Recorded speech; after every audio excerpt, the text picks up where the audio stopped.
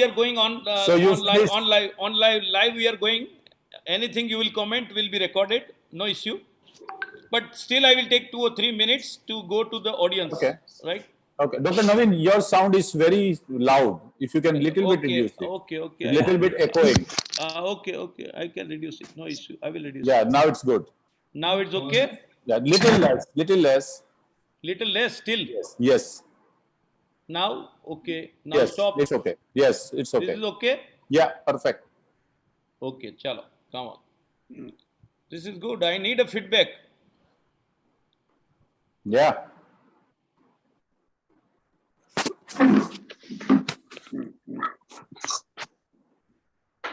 How many people are simultaneously?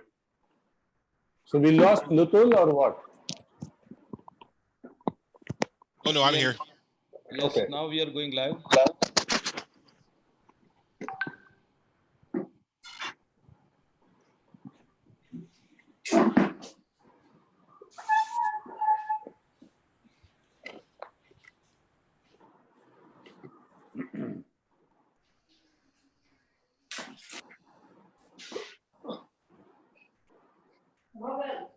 नहीं, 1 घंटा अभी चलते।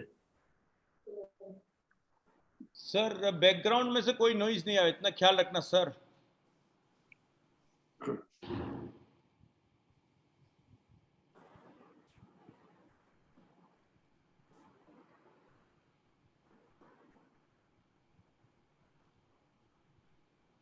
Can you hear me or not? Yes. People go ahead? Yes. Okay, fantastic. Oh, it's a different poster you are seeing. Okay, I came to know now. So I will change the poster immediately. Think worry.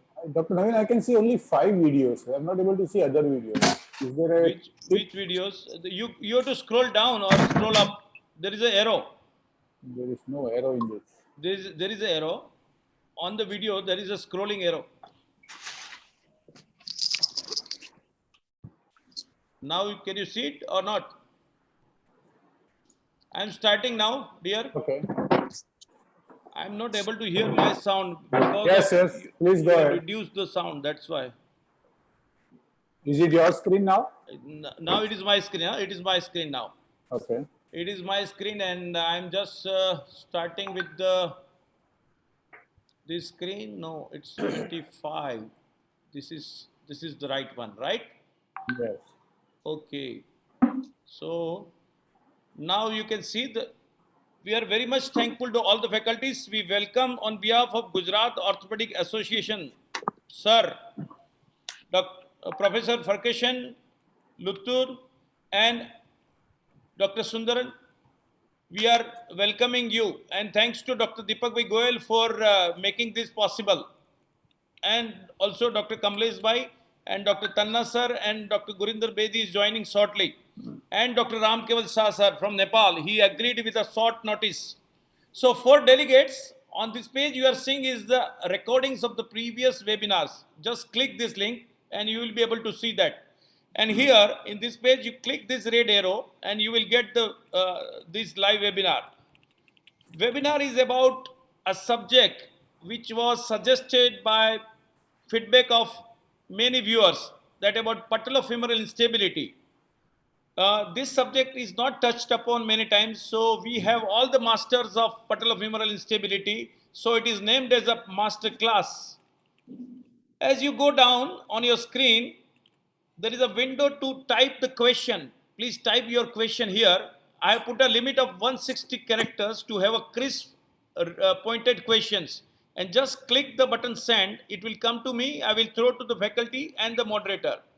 Those who do not want to type, they can record your audio or video button in a WhatsApp and just click this link. It will come on my WhatsApp and will show here. So again, thanks to Professor Deepak Goyal. He is moderating here.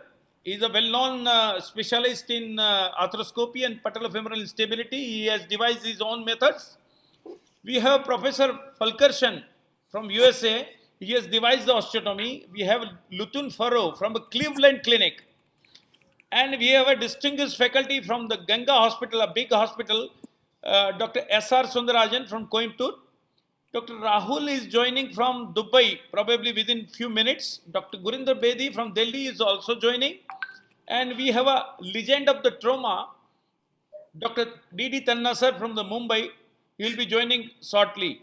We have Professor Ram Keval Shah from the Nepal, who is a fatherly figure of orthopedics at Nepal. And we have a senior orthopedic surgeon from the Gujarat, Mehsana, is Dr. Kamlesh B. Gurjar. So we welcome you all. Just for a minute, I want to give a small intro about the next webinars. Which are the next webinars are there? After these, there are the webinars about total knee replacement, total hip replacement. Tomorrow is a hip replacement, tomorrow is a knee replacement. So again, giants are there. And on 27th, probably, Dr. Jawad Parvezi has agreed for periprosthetic infection. So again, we'll have a foreign faculty in that program. We are waiting for his consent.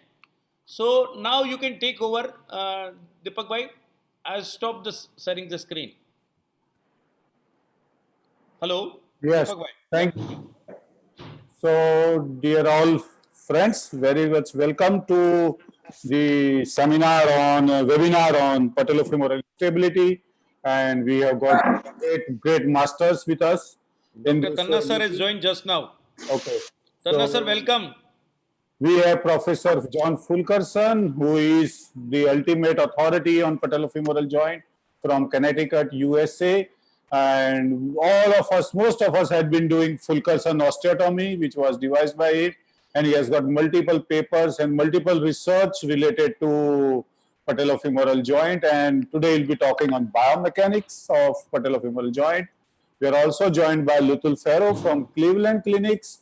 And Lutul is very much interested in patellofemoral joint, and he has many papers, many research articles on this. And I had an opportunity to visit his clinics 3 years ago, and he showed us fantastic work over there. So Lutul will be talking on bony reconstructive procedures of patellofemoral instability. Before that, we will be asking Sundarajan. We all know him. He's from Ganga Hospital in Coimbatore, and he will be talking on the dilemmas of general orthopedic surgeons. What general orthopedic surgeons face problems during their day-to-day practice, and then gradually we will go on biomechanics by Professor Fulkerson, then bony reconstruction by Lutul Ferro, and finally I will talk on soft tissue reconstructions, mainly MPFL reconstruction and the superficial cord technique for patellofemoral instability. And then we will show some of the cases and generate discussion amongst the delegates. So Sundar, are you ready for your beginning talk? I'm ready. Yeah, so please Sundar. Please you stop your sharing the screen. So screen sharing is not there. It is already stopped. Yeah, you can share the screen. Automatically it will take over yours. Okay, sir, I'm ready. So good evening, everyone. So my talk is about dilemma after first time patellar dislocation. And so I'm not going to talk about recurrent patellar dislocation because it's going to be followed with our stalwarts. So my talk is about basically about how do you go about after seeing your patients with the patellar dislocation. It's not moving. Just click once on the slide and then it will move. Just select that screen. Yeah. Okay. Yeah. Okay, it's moving. So this is the common scenario you see as a 16-year-old girl who had a fall 2 days before while she was playing, and she was presenting with the pain and swelling of the right knee. And she also has got a hemarthrosis, and this is the X-ray. You see the X-ray carefully, you can see that there is a small arrow is showing there is a small osteochondral fragment over there. So this is not a very rare situation, but you will be seeing this kind of patients with the same kind of injury.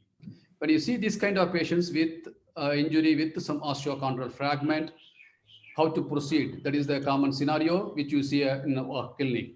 So it's very important that the leading question should be asked for the patients because you have to ask for internal twisting injury. Mostly it happens around 20 to 30 degrees of flexion. Them having small twisting injury while dancing or playing in the sports. And the leading question, many patients may not know whether they had any pop out. So you have to put a leading questions and show the kneecap and whether it has gone out and gone inside. Sometimes you can see the osteochondral fragment, which I had shown in the X-ray. So if you see all these things, patient got a twisting injury, if the head pop out, if there is an osteochondral fragment, most often, unless otherwise it's proved, it is a subluxation or dislocation of the patella, transient patellar dislocation. So the transient patellar dislocation or the lateral dislocation usually it represents around 2 to 3% of all knee injuries, and patellar dislocations account for 9 to 16% of acute knee injuries. And most often there are sports injuries, and usually happens in the young patients below 20 years. Does this patient need any further investigation? If you see a patient like this in the clinic, I think the answer is probably yes. You want to know that any further soft tissue injuries or what is the nature of the bone injuries. You can do both MRI and CT scan. If you have a both MRI and CT, it's all good. But nowadays, even the MRI itself can give you all the findings what you want. You can have a soft tissue injuries. They can show the osteochondral fragment, where the cartilage has come from, and also it can give the cartilage thickness, how much it has lost. So if you see the MRI, then when you see these kind of patients, they have around 70 to 100% of the cases they have a MPFL tear, whether from the patellar tendon incision or from the patellar incision or from the femoral incision. It could be a partial tear or it could be a complete tear. So if you see a patellar dislocation, if the patient got a soft tissue injury, but no osteochondral fragment like which I have shown, then how do you proceed? Does this patient require any MPFL surgery or any repair of the surgery? There are a lot of controversies about that, but however, if you go into all the literatures, probably you'll know the answer is no. If the patient got a first-time dislocation, there is no bone injury, only soft tissue injury, probably these patients can be treated conservatively. If you see, this is one of the important paper from COR in 2007, from they analyzed around 70 studies, and they had come to the conclusion that majority of the first-time dislocation may not require surgery. However, whenever patient has got a reduced dislocation, but with osteochondral loose fragment like what you have seen in the X-ray, does this patient require surgery? And the answer is yes. So it is very important, these patients that is needed further investigations like what I asked for a MRI or the CT scan, and we have to see whether it's a cartilaginous fragment or osteocartilaginous fragment. Most of the osteocartilaginous fragment can be problematic because they can give a locking in the future also. So these patients need surgery. But sometimes we see some only cartilaginous flak. Sometimes you can wait and watch because they can go and hide in some gutters, medial gutter or lateral gutter. These patients may not have any symptoms. But if you have an osteochondral fragment like this, then these patients require surgery. This could be from the both lateral side, lateral condyle, and also it could be from the patella. For that, we should understand the mechanism of injury. So whenever you have the first time lateral dislocation, when you have a dislocation, you can see that injury which happens typically in the patella and also in the lateral femoral condyle. However, the second stage, when it gets reduced, usually it impacts against the non-articular portion of the lateral condyle and gets reduced. That's why you see the damage, not only in the patellar defect, you can see that this is the fragment comes from the patella. And you can see that another video which shows that loose fragments from the non-articular surface of the lateral condyle. So many times that is not a very problematic one because it's a very small cartilaginous fragment with a small bone. Sometimes you remove, it's more than sufficient. This is another case, but you can see the same kind of scenario, an osteochondral fragment. But here the fragment is a little bigger, and you can see that injury, bone injury. So this patient, sometimes we have a big fragment that can be put back and fixed. It's just a bigger incision, but you can do a even small parapatellar approach. You can avert the patella, and we can fix it with the headbed screws. They can have a very good result. So it is important that these patients has to be operated, and you can preserve that osteocartilage fragment. They will come out with very good result. Then once you have done everything, does these patients once after injury, does they need any further assessment?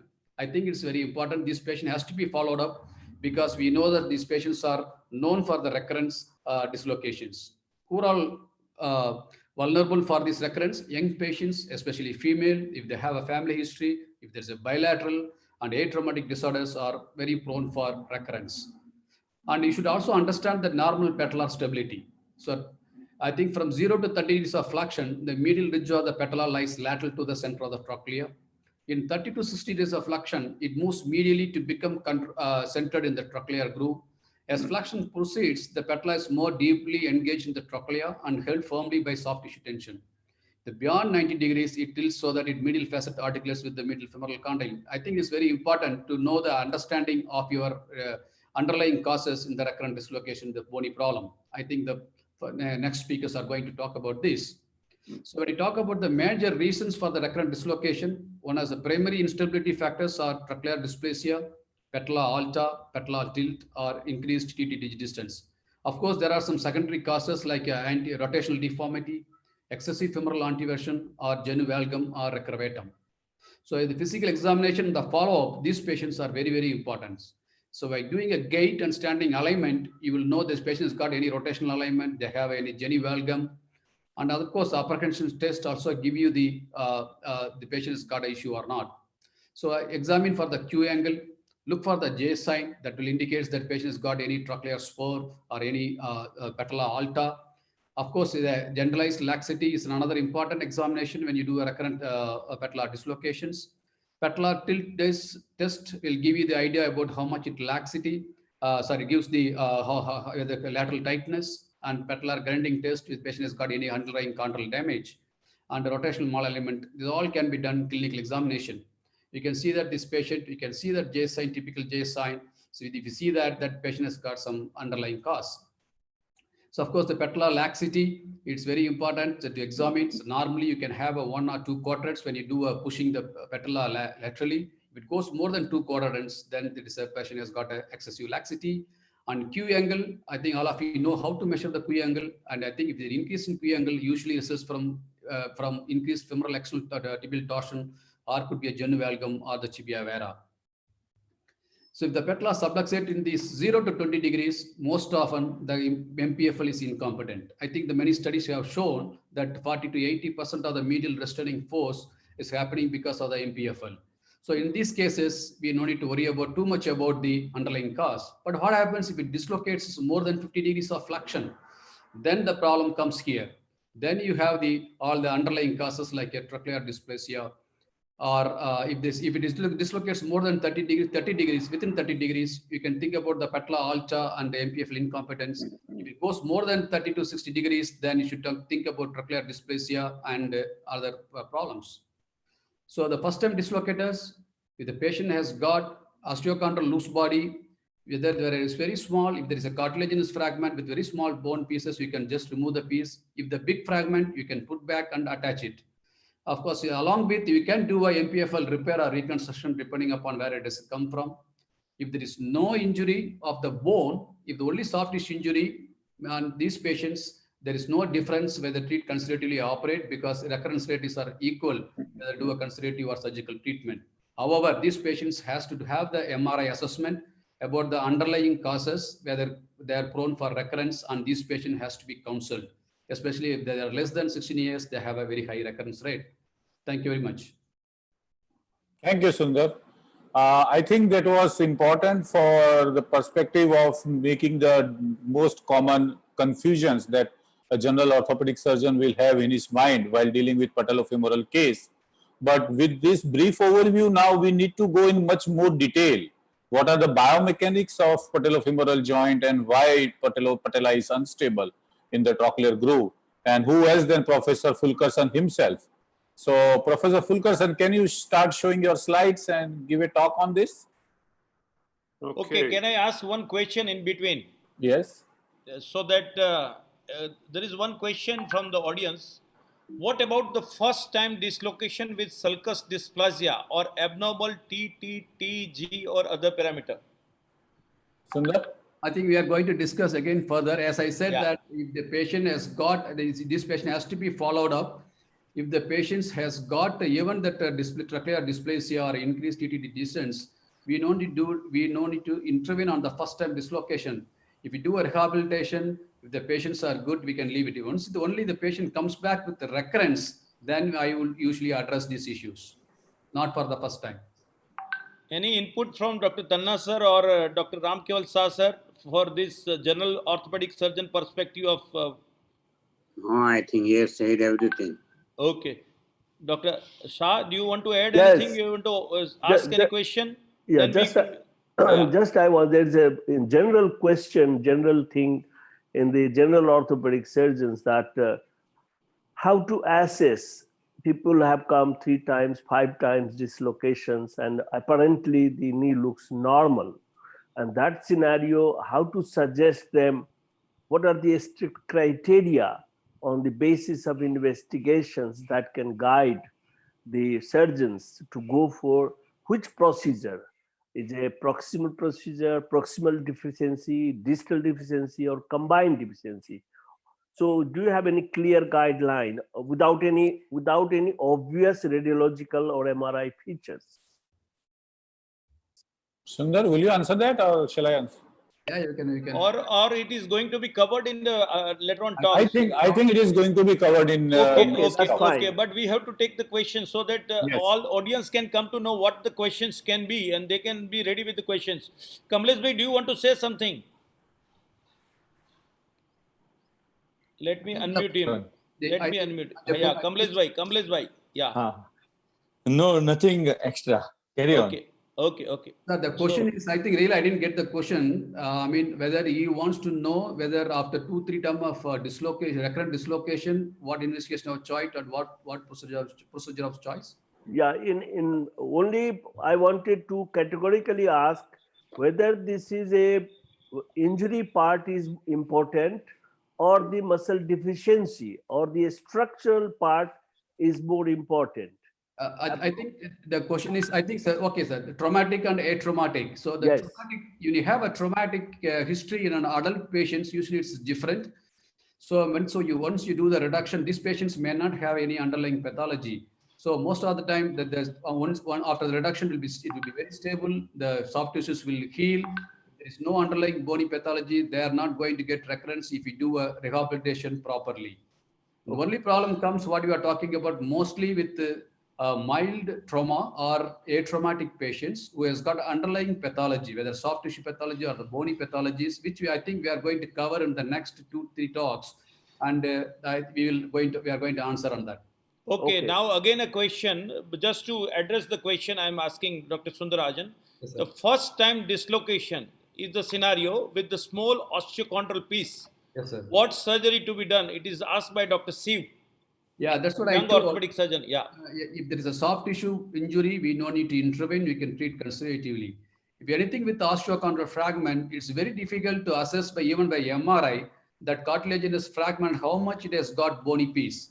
Because you have to do an arthroscopy and examine the patient. We have to remove the piece and see how big it is.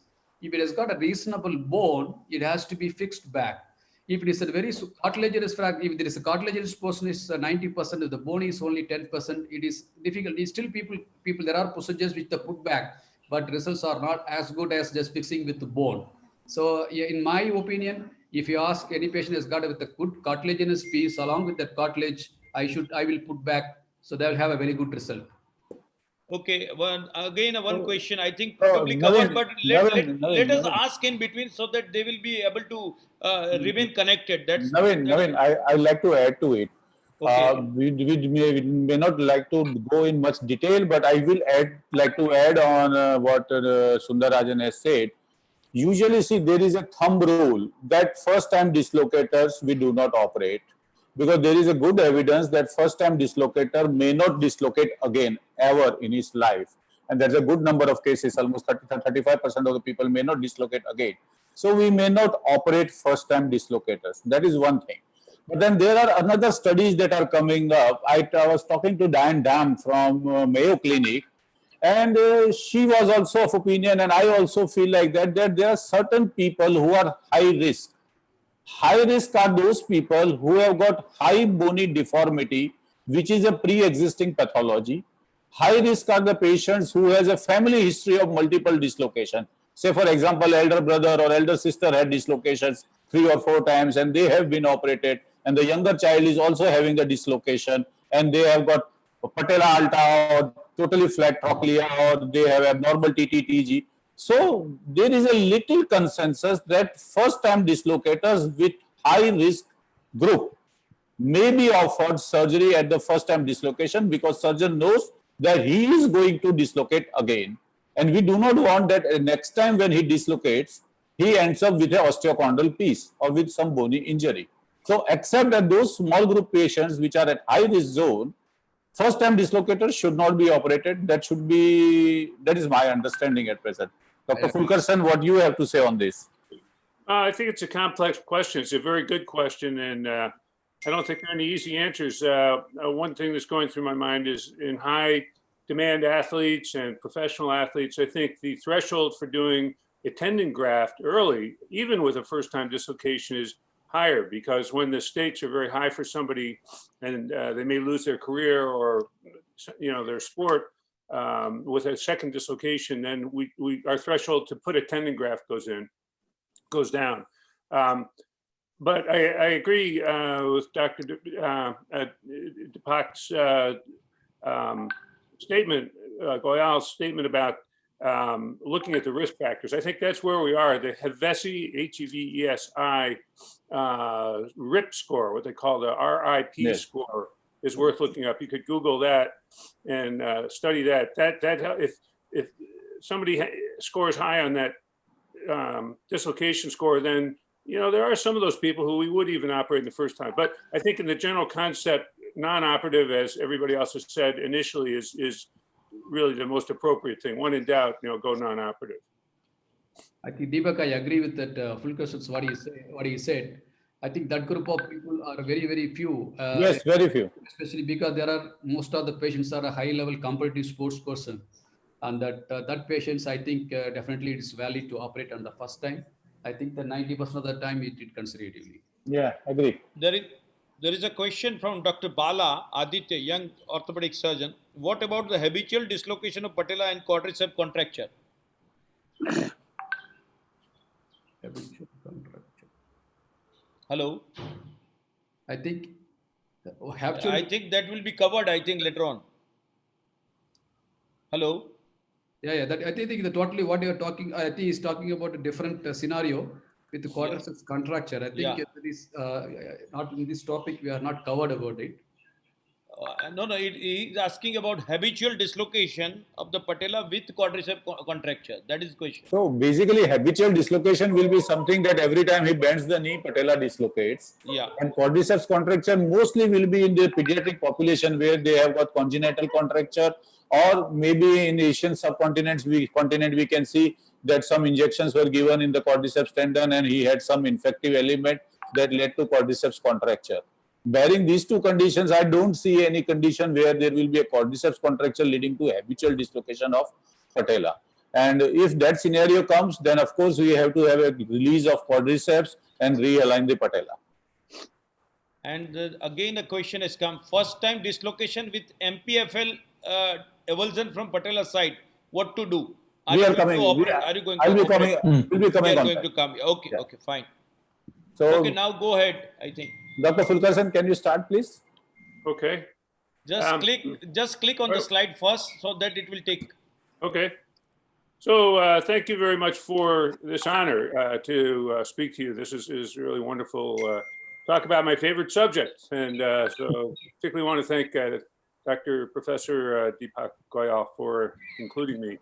I'm going to talk about this from a clinical perspective because I think we're all surgeons, but give the mechanical background for decision making. And so when we're dealing with a recurrent dislocation, now multiple dislocations, more than one, these are the things we look at.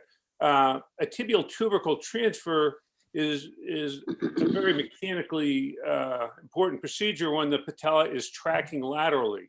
And we can see this on various imaging studies, MRI, CT. The gold standard for this is CT done in progressive knee flexion. But a good 30-degree knee axial view with the patella sitting laterally is strongly suggestive of a lateral vector. The other thing that we look at from a mechanical perspective is articular lesions. If there's an articular lesion that's causing pain, particularly in a recurrent dislocator, then we tend to want to raise the tubercle a little bit. So we do both an alignment and some anteriorization to unload when we're balancing the patella back into the trochlea. Some people have a high patella alta, that I think you're probably all familiar with. When somebody has a high patella by whatever criteria you use, we start to think about bringing it down so that the patella can engage the trochlea a little sooner. One of the problems sometimes is that patella is actually sitting up above the proximal trochlea, which can make it difficult to engage. So then we think about distalization. I would caution this, so we'll talk more about this. You never want to do that too much. Trochleoplasty, I'll talk more about, I think has very few indications, but I will talk about that a little. So in general, and again, this will all be repeated, we do medial stabilizations because of the mechanical disruption of the medial structure. And so our threshold, typically my threshold to put a tendon graft in has dropped progressively because it works so much better than imbrications. And we can also titrate that and make that graft just exactly the right length. So you want to use objective measurements and always optimize alignment however you can, unload articular lesions, and restore retinacular support. That's essentially, those are all the mechanical reasons that you need to employ when you're treating these recurrent dislocators.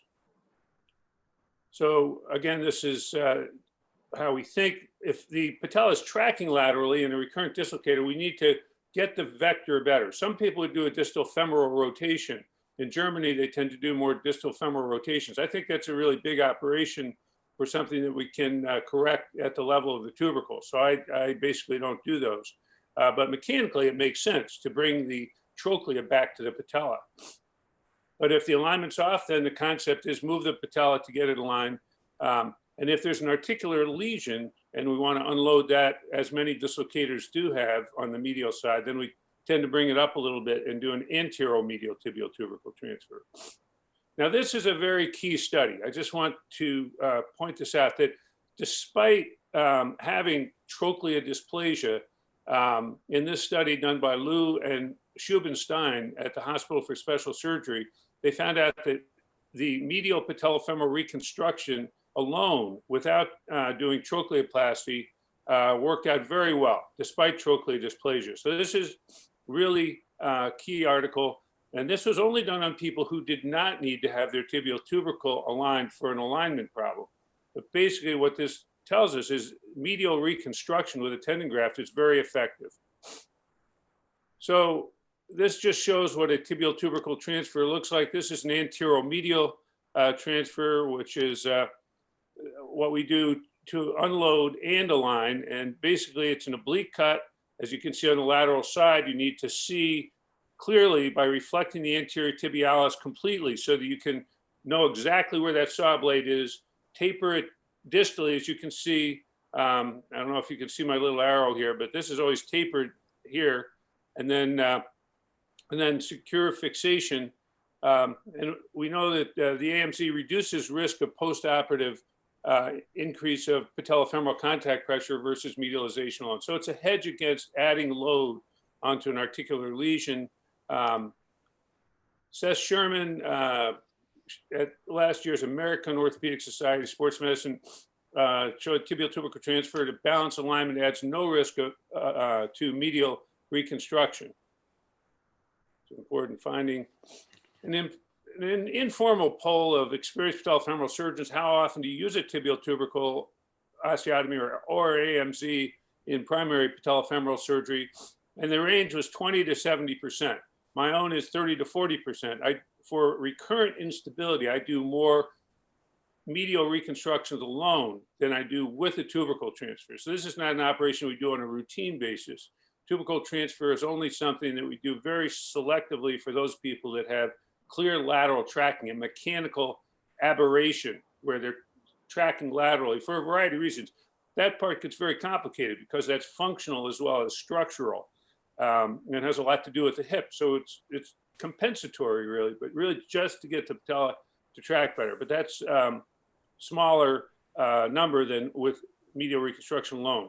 Revision surgery, one surgeon responded 100% of their recurrent dislocators for revision surgery had a tubercle osteotomy. So this is, I don't know if you can see this whole screen. I'll see if you can see here that this is one unusual circumstance. I saw this patient who had an anterior medialization 29 years before, back when I was about 3 years old. No, I was, I have some pretty long-term patients now. And you can see that one side that had the anterior medialization was preserved, whereas the other, that was a lateral instability patient, had severe arthritis. So we do think there's long-term benefit to doing this procedure. Oops. There we go. Distalization, as mentioned before, this can be important when the patella is high, to bring it down and enable the patella to engage better with the trochlea. But we're finding now, Jason Coe in particular has found that there's increased load to the patella when you do this, which kind of makes sense. You're tightening up the whole extensor mechanism. And we also see, and again, I don't know if you can see my arrow, but this kind of complication, which I don't see with normal tibial tubercle osteotomies, medially or anteromedially. So the loads are extraordinary, I think, with distalization. So I would caution you with these. Do these very, very cautiously. This is one 21-year-old woman who had too much distalization. This same x-ray goes with these. This guy had very good intentions, but he overdid it a little bit, and the end result was a catastrophic damage to the patella. Now, the other mechanical, most key important factor is the medial structure in supporting the patella. When this is disrupted, this is the underside of the medial retinaculum. And as you can see, this is something I've had some personal interest in, that it's not just a ligament going from the femur to the patella, what called the medial patellofemoral, but there are very prominent aspects of this that go to the extensor mechanism in quadriceps, what we call the medial quadriceps tendon femoral ligament. So I actually reconstruct this instead of going into the patella to avoid drill holes and the risk of fracture. I'll show a little more about that. So functionally and structurally, it works really well. And as you can see, this medial structure here, here's the adductor longus magnus tendon coming into the adductor tubercle. Here's a medial collateral ligament. You can see this intricate structure going on the medial side from the adductor tubercle and above it up to the proximal patella and into the quadriceps extensor mechanism. So this is very important because it's all part of the stabilizing structure. There's been a little bit of a misconception in the past that it's all the MPFL. This patient doesn't even have an MPFL. So as you can see, there's a lot of variability. Some people do have a very distinct MPFL. But the point is, this is a complex structure, part of which goes into the quadriceps tendon. Miho Tanaka wrote about this, JBJS 2016. Others, Mochizuki, Baldwin, Smigilski, Tanaka, great. If you want to look up names, these are great names to look up in the literature, have all written about this complex structure. It's really fascinating, great anatomy. And you can see how this goes, much of it goes right up into the quadriceps tendon. Here's a wonderful anatomic dissection by Robert Smigilski, a Polish surgeon. This guy's an incredible anatomist. I asked him, how long does it take you to do that? He said, it took me about a week. These are tissue paper thin fibers. These are not big structure. But you can see how this structure goes all the way down under the tibia and all the way up here. And here's the part that we talk about the most, this part right here from the adductor tubercle. You can see how there's a lot more to it. So if you're doing the surgery, it's good to become acquainted with this anatomy. To boil it all down, this is what I call Tanaka's point, because she defined Miho Tanaka as another great anatomist. She's up at Harvard Mass General Hospital now.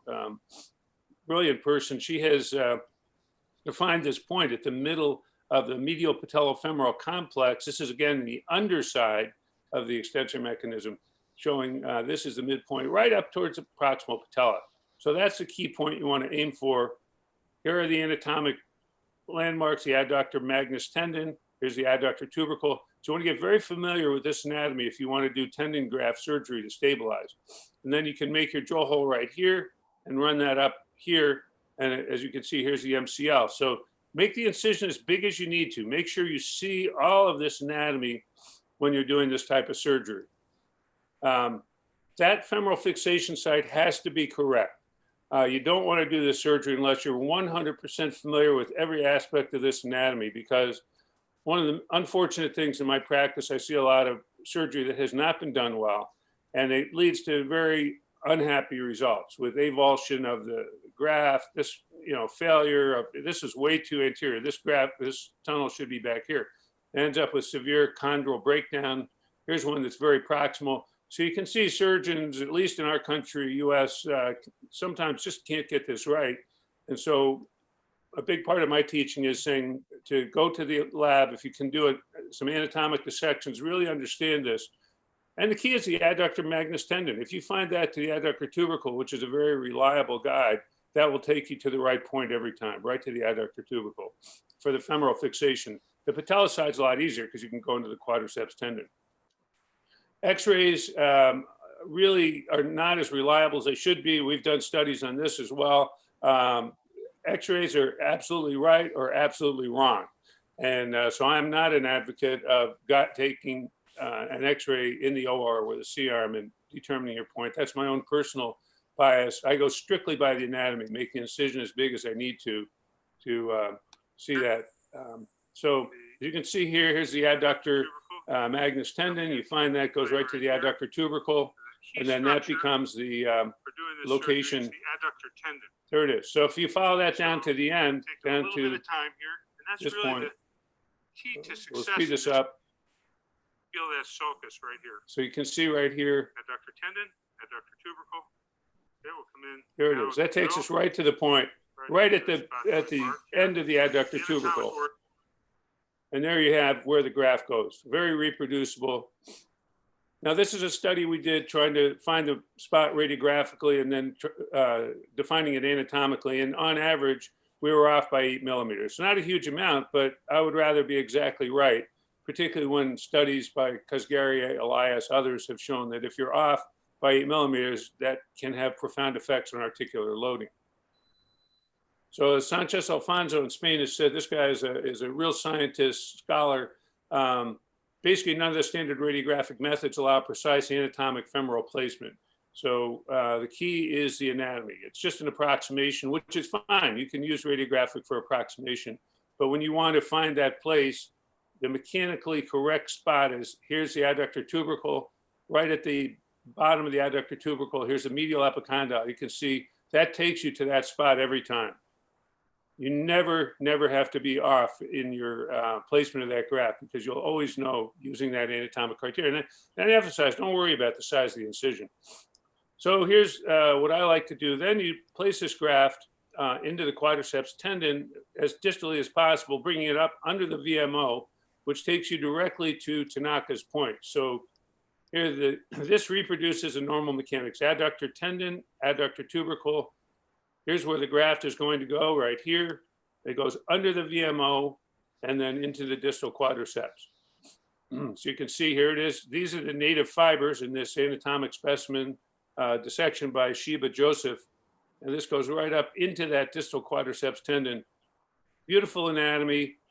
And as you can see here, you have an anatomically 100%, or as close to 100% as humanly possible, reconstruction. Then it comes up under the VMO. Notice the top of the patella is here.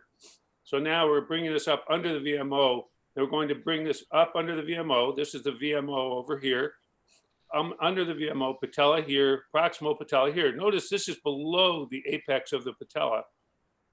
And then we just thread it underneath the quadriceps tendon, put a hemostat here, grab this tendon, and then loop it around. And the great thing with this is you flex and extend the knee, and it will pull it out to length, as Jack Farr defines it, flex and then set it with sutures at the longest point, not the shortest. Wherever it pulls out to the longest, that's where you want to suture, because then you'll never be too tight. So you don't have to worry about drill holes, and now you can have an anatomically precise reconstruction.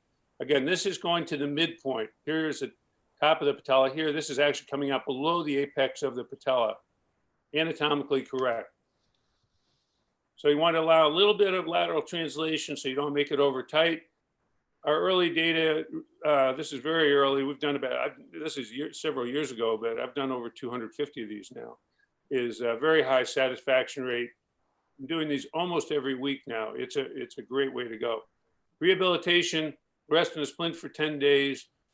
Start one flexion a day. This is my key for rehab with virtually any knee surgery that I do. and weight bearing is tolerated in the splint splint is on for 24/7 for 5 to 6 weeks, but moving it once a day, and then physical therapy after that. This avoids patella fracture.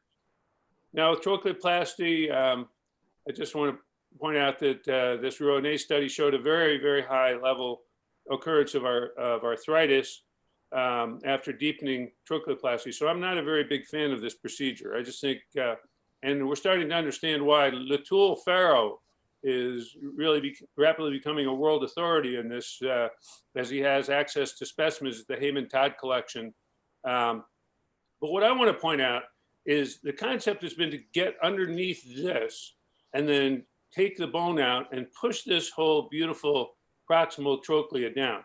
So what I think the misconception has been is the patella actually, as we know with the J sign, comes from lateral, and it comes, hopefully you see my arrow, it comes into this groove. This is a very well-defined groove for this dysplastic. This is a dysplastic trochlea, big proximal medial spur.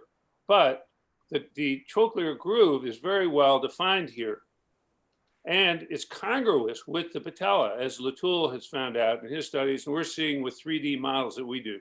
So I just want to point out, trochleoplasty here would increase this slope. Yes, it would probably, and it appears that it does help to get the patella engaged here because you take this away. But this medial buttress is there because of the way the joint formed. It's not blocking the patella comes by it, not over it, okay? That sounds obvious looking at this, but I think that's been a bit of a misconception. On the other hand, removing this surgically can be very helpful to facilitate patella entry. But sometimes all that needs to be done is just to remove this little bump, not to go under all of this and push the cartilage down. I think that's more sort of, some of these are complicated, but personally, this is a picture I have, not a case that I did. The idea is they move the trochlea laterally to help engage the patella. But to my eye right now, the patella in this knee would come from this direction like this. And I'm not so sure what all this adds. It probably adds some stability, but at what cost? And does this increase or decrease the time to patellofemoral arthroplasty? Right now, I tend to stay away from it. Here's the RIP score we talked about earlier. And so the younger the age of the patient, the more trochlear dysplasia, the higher the TTTG, more skeletal immaturity, the more likely they are to redislocate. Those are all things to look at. Thank you so much for your attention. It's an honor to be here, and happy to answer any questions. Thank you, John. It was very good insight into the biomechanics, and you correlated them with the surgical options, so it made picture more clear. Navin, do we have any questions for Professor Fulkerson? Navin? I'm here. Do we have any questions for Professor Fulkerson? Yes, I will see. Meanwhile, you just share the screen. Next person. Okay. Sundar has a question. The question is, can we just keep the graft looped around the adductor tendon in layer 2 and tie over the patella? Implant-less surgery. Have seen one surgeon from Spain doing this. Yeah, I think that's a great question, particularly for skeletally immature. Although drilling holes for the tendon graft on the femoral side has been shown that it is possible to stay away from the epiphysis. But nonetheless, I think that's a good option. You want to stay very distal. I tend to actually go through the adductor tendon on the tubercle. And the other thing you can do, actually, because there's not a whole lot of stress, if the graft is placed correctly, is just sew it right to the adductor tubercle and the adductor tendon, sometimes with a loop around it. But you do want to keep it very distal. Otherwise, you're going to be non-anatomic. But that's a great question.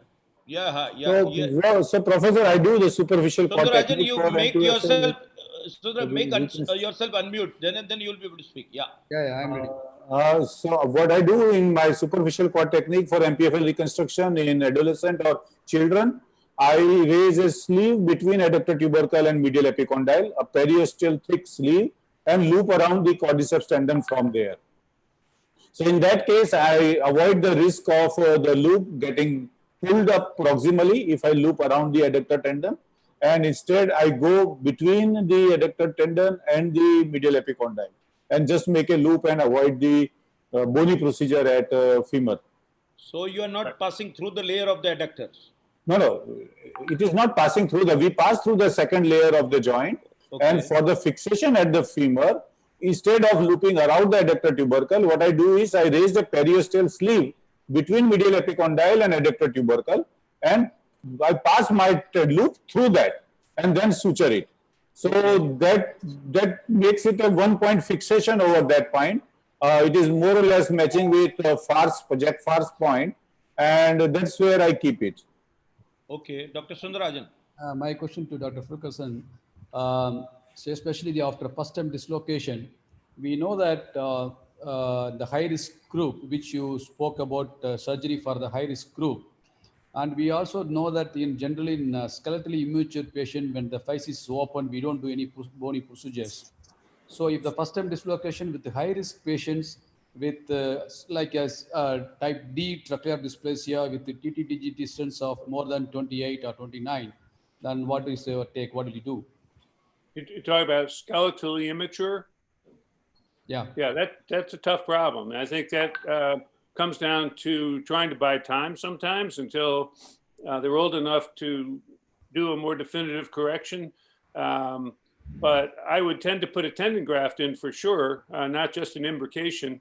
And I would loop it around the adductor tendon, as was just discussed. I think that's a great way to go in that group, keeping it really, really distal, but suturing it securely into the adductor tubercle and bringing it up through under the VMO and around the distal quad, just like I showed in the picture there. So there are no drill holes. I think for a child, it's a great way to go. So a hamstring tendon. So then you just pray a lot, honestly. I mean, because, right? I mean, that's a risky situation. Work on core stability, everything else, and maybe modify their activities and hope you can get them a few years down the road. So I agree. I think you do a soft tissue procedure and wait and pray. Any faculty has any inputs, Tanna sir or Gurinder ji? No, thank you. Welcome, Dr. Gurinder. Hi, boss. Can I ask a question, please? Yeah. John, do I take it that the medial side plication has absolutely nothing at all to offer for any patient, even a skeletally immature patient? It's interesting. I was a big advocate of medial imbrications and looking at the anatomy and feeling it pulling up through medial incision up until about 10 years ago.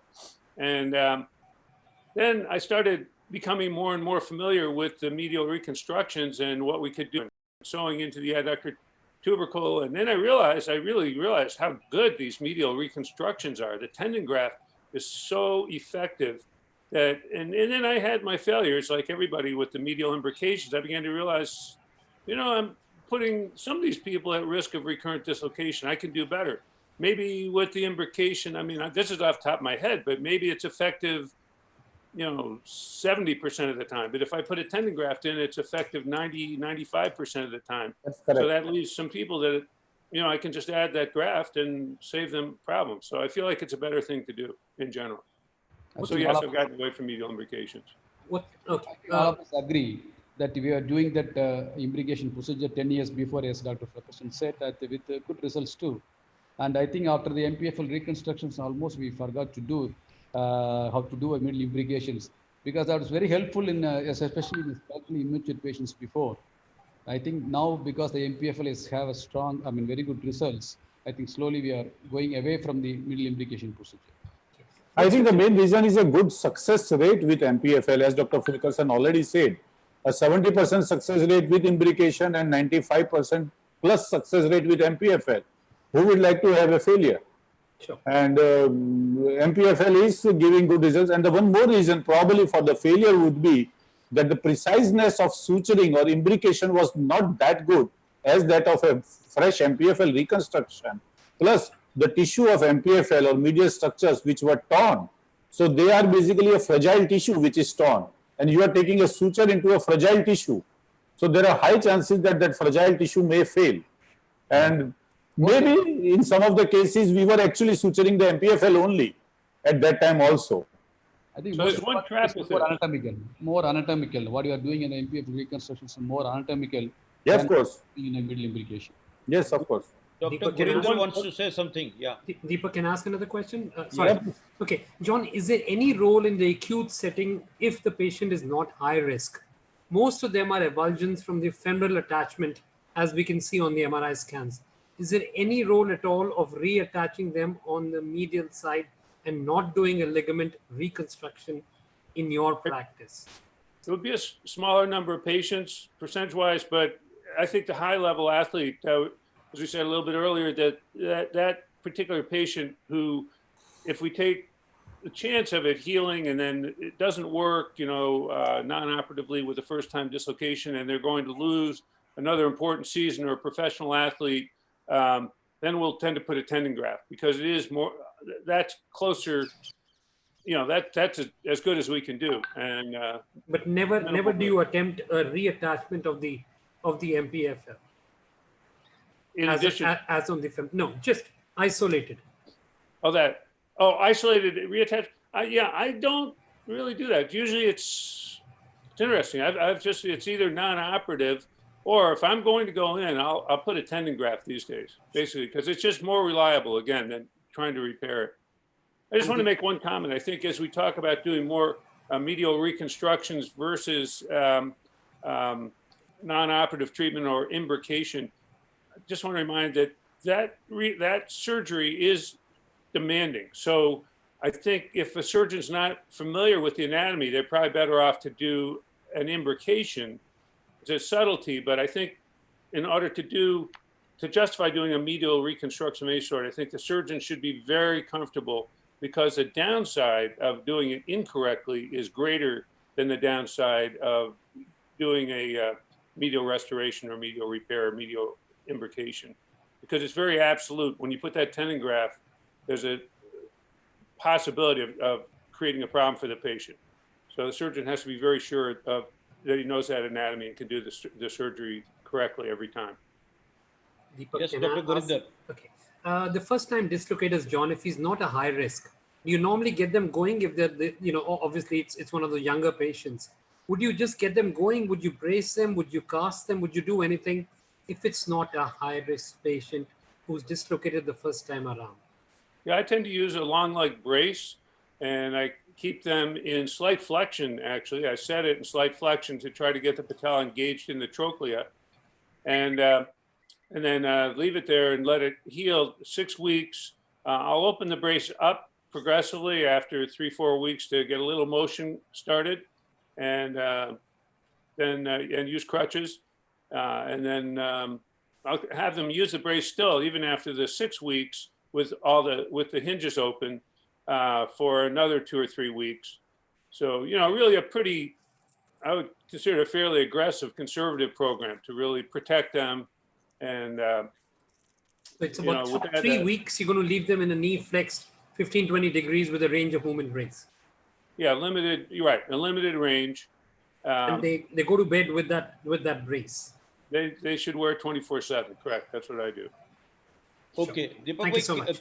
Deepak, there are the inputs from the audience, and let me announce that I got the figures. Initially, it started with 1548 figure, then it rose to 2345, and now at the 1 hour it is 2972 viewers are seeing our program. And now the questions are also coming. Now this question is to Professor Farkashan. How much medialization of the tibial tubercle is appropriate? It's kind of funny in a way. One of my fellows once said to me, so we had done a lot of these, doing them quite frequently. So this guy had been with me for a couple of months, and he kind of looked up one time and he said, how far, I said, it looks like always moving about a centimeter. And, it is usually about a centimeter, which is kind of funny. I mean, it's not real, it's not based on a lot of measurement. It's judgment looking, but usually if someone's tracking laterally, we end up moving it about a centimeter, sometimes a little less, sometimes a little more, depending. Hello? There is some judgment involved with that. So it is eyeballing only, I think. What's that? It's eyeballing. It's eyeballing. How much medialization of the? Yeah, I mean, I hate to admit it in a way. I've been doing these a long time, but there's a lot of judgment. Looking with the scope, I'll look with the scope and the knee. I look at the radiographs. I look at the studies I have, and if the patella is tracking laterally, I want to be sure I get it into the trochlea, and of course, it's very important not to overdo it, which is the other thing about a centimeter. It's unlikely unless, it's a patient who probably shouldn't have had it in the first place. But if somebody's tracking laterally a centimeter, you're probably not going to get medial subluxation. But it's really important not to overdo it. So I would tend to say probably rarely would you want to do more than a centimeter, except in somebody with a really dysplastic habitual dislocation, where you really have to do a tremendous amount of compensation. That's a very small number of patients. Okay, now the question is, Dr. Navin, there is one question here.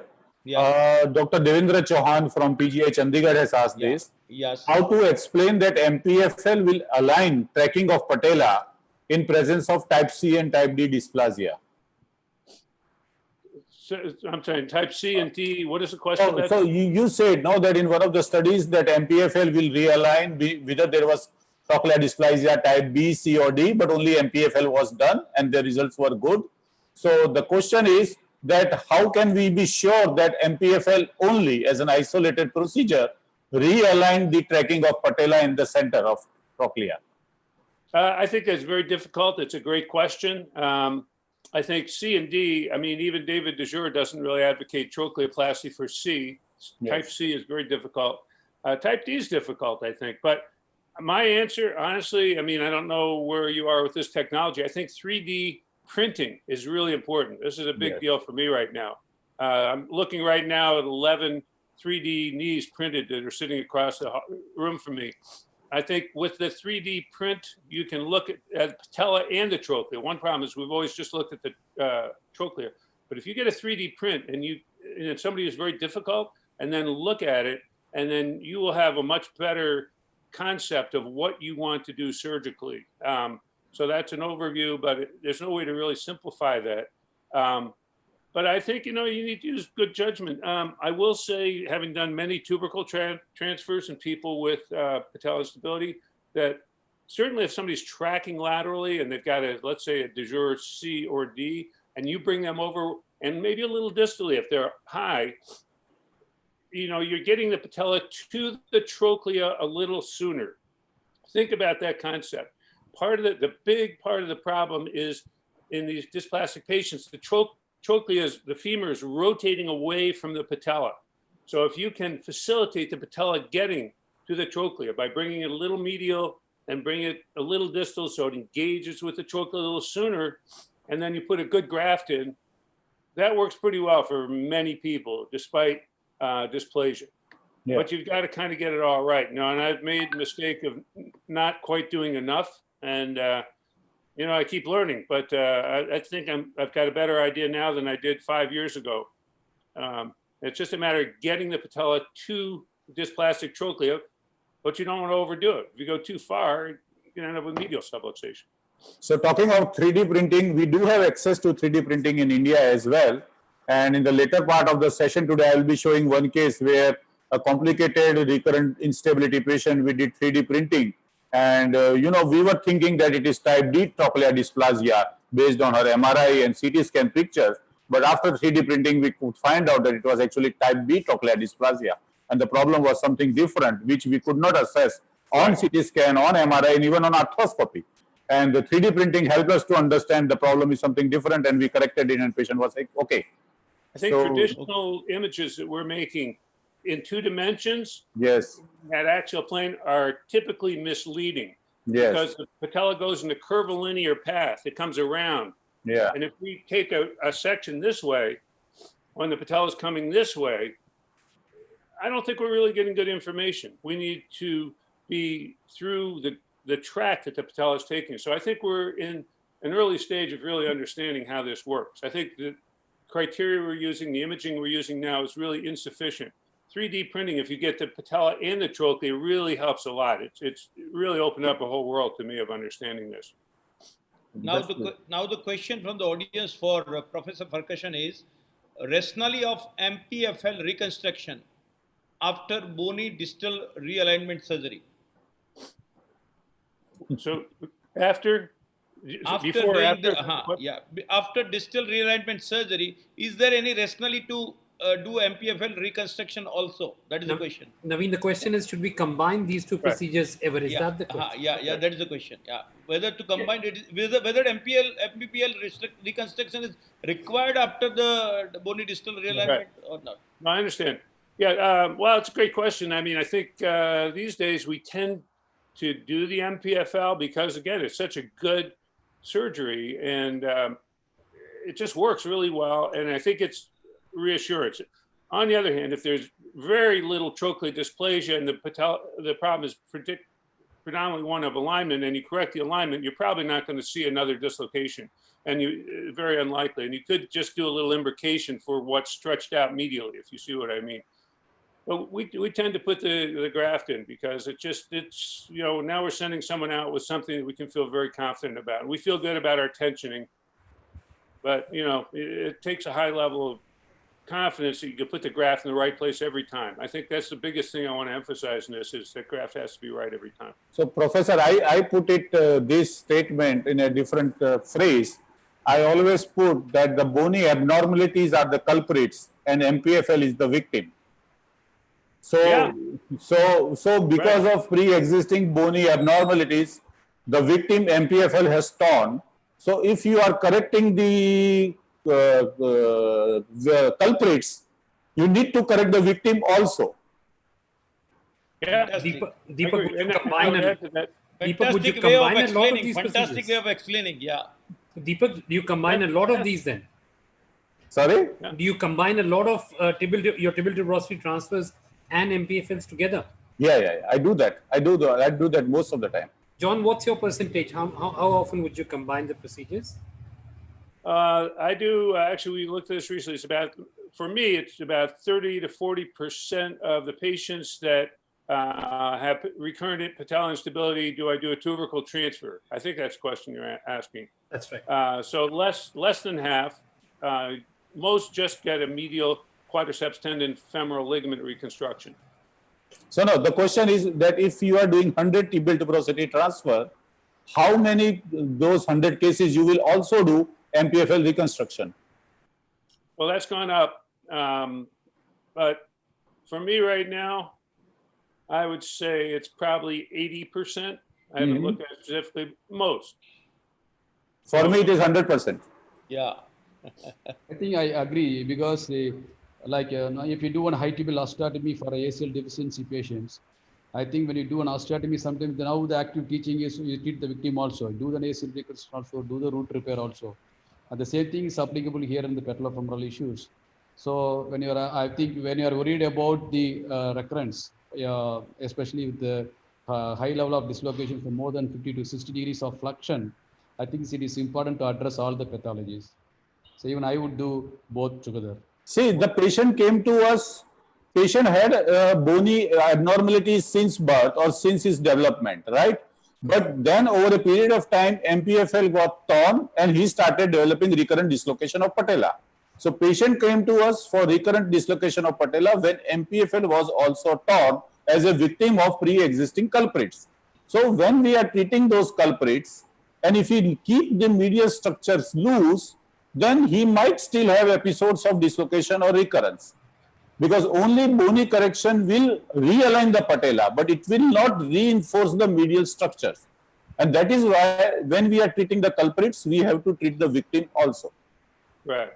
Okay. And adding to that, the functional part too. I mean, Yes. Some of these people have a big functional component that we at some point need to compensate for. The functional often leads to, form follows function leads to the bony deformities, and then the bony leads to the soft tissue, right? So it's all one continuum. Okay. Yeah. I think the basic biomechanisms, like when you have a more than 50 degrees of flexion, the patellar stability is given by the bone. When we come to the 0 degree of extension to 20 degree, the patellar stabilization still with the medial structure. I think it is important to address that medial structure when you treat the bony pathology too. I think that was Professor Fulkerson's paper only. Yeah, okay, yeah. That's what I'm saying. I'm trying to mention that. You're great. Gurinder wants to say something. Prof, do you actually ever change the height element of an instability ever when you do a soft tissue procedure? Is it actually possible to change a patella alta or a baha at all at the same time? I don't think so. I So got it. you completely ignore that part when you treat them. When you do a soft tissue procedure, you have Yes. to, I don't think you can bring the patella down with a soft tissue procedure. Sure. Okay. I think it would be dangerous because I think that would come at, I mean, I'm talking about medial reconstruction. I think that would concern me, you know, that I've made it too tight and then maybe seeing problems like medial overload. So now there is a question from Dr. Pranav. Where to fix on femoral site? Scottless point or isometric point as per new study by Dr. Kedar et al. From UK.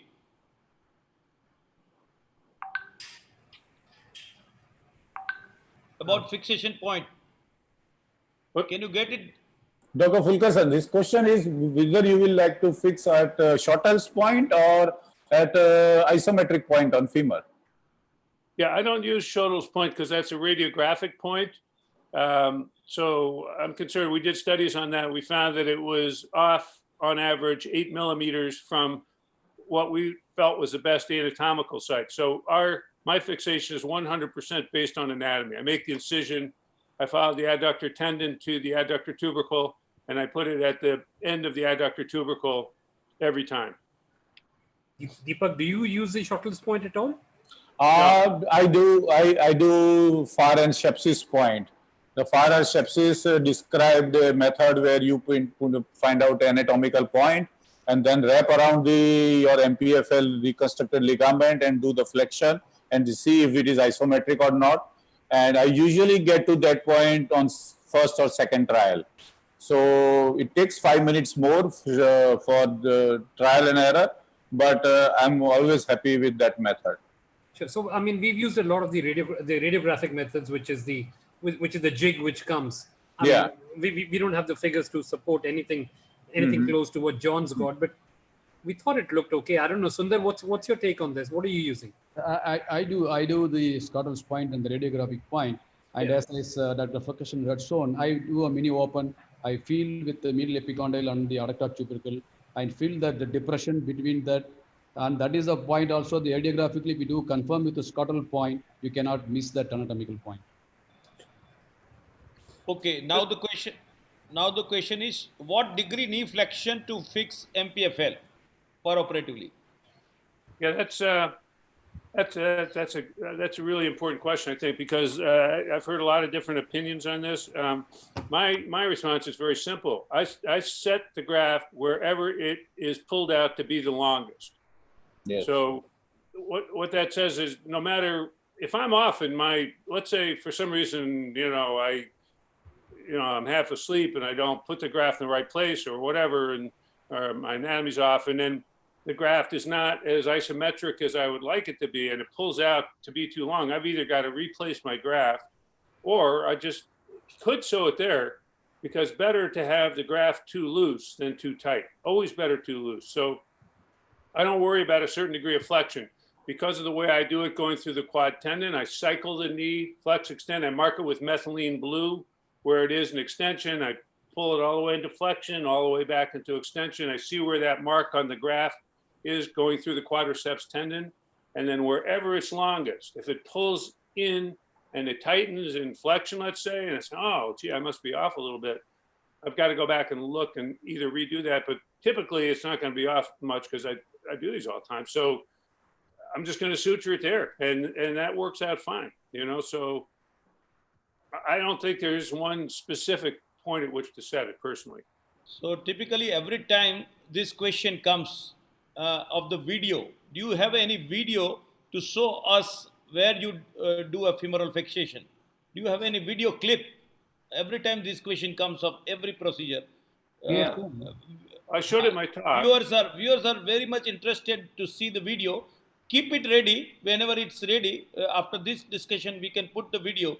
No, Dr. Fulkerson already showed that. Dr. Fulkerson already showed that. Okay, then he must have missed it. That's why he's asking. Okay, we can run if the time later on at last. And I think in my presentation also that part will be coming. So okay, fine. Is there a visible decrease in the flexion on table after the medial repair? Is there? It should not be. Huh? What was the question? question is there a visible reduction in flexion on table after medial repair? Any restriction of the flexion after MPFL reconstruction? Shouldn't be. Should not be, yeah. Should always Okay. be, you should be able to flex it. Then that would imply that something's too tight. Yes. You tightened it too much. I think the tracking is very important. You have to do an arthroscopically can view before you fix it up your graft. You can see the arthroscopic view tracking, or you can do a radiographic fluoroscopic tracking. Then it cannot have the tightening. So the tightening can cause that restriction. So you have to be very careful that before you fix it with your screw, you have to see the tracking, whether fluoroscopy or arthroscopically.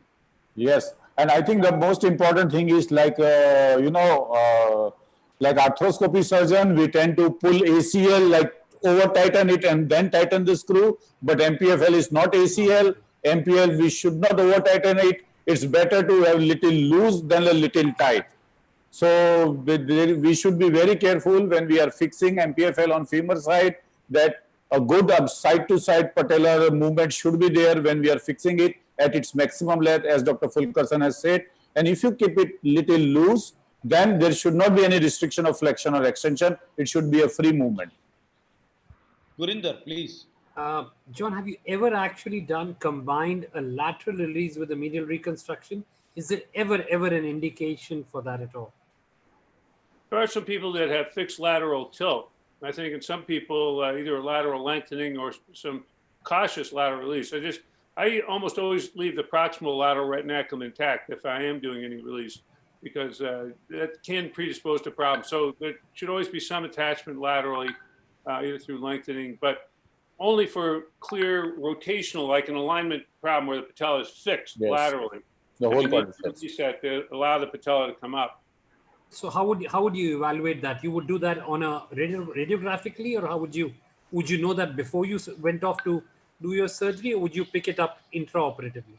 You should be able to see that on standard radiographs at 30 and 45 degrees of flexion if the patella is rotated laterally, and fixed laterally. That's something that you can really just see in a regular X-ray. Certainly a CT or not MRI usually, because they're not usually done at 30 and 45 degrees, but CT at 30 or 40 degrees of flexion, you could see that too.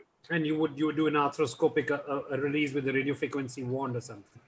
Either that or lateral lengthening. But I tend to do, if it's not a big deal, a limited release if it's somebody with a fixed lateral tilt. So it's not an isolated procedure. With I think we have to remember. Yeah, that's right. Never an isolated. Not an isolated procedure. Lateral release is not an isolated procedure. Okay. Now there is a question for consensus from the panelists. The statement the person is saying is MQTFL shows better results than MPFL. What is the consensus between the panel? What to follow? I don't think they're better. I think they're comparable. Yes. See, it is an evolution of understanding. Initially, we understood that it is MPFL, and now we are more intelligent. We understand that it is MPFL plus MPQL, or rather combined MPQTL. So it's an evolution of our understanding about the ligament, and we should fix more on patella as well as on the distal quadriceps tendon. Isn't it, Dr. Fulkerson? Yeah, I mean, I think it's just an alternative way to go. It eliminates the risk of a drill hole in the patella is the main thing. And I also like it because it's easy for me to tension. I can tension very accurately by fixing the femoral side and then flexing and extending the knee and then just suturing it where it goes to. So, I mean, but I'm not sure a properly done MPFL results should be the same. Okay. Only MPFL reconstruction can be adapted for habitual dislocation. That is the question.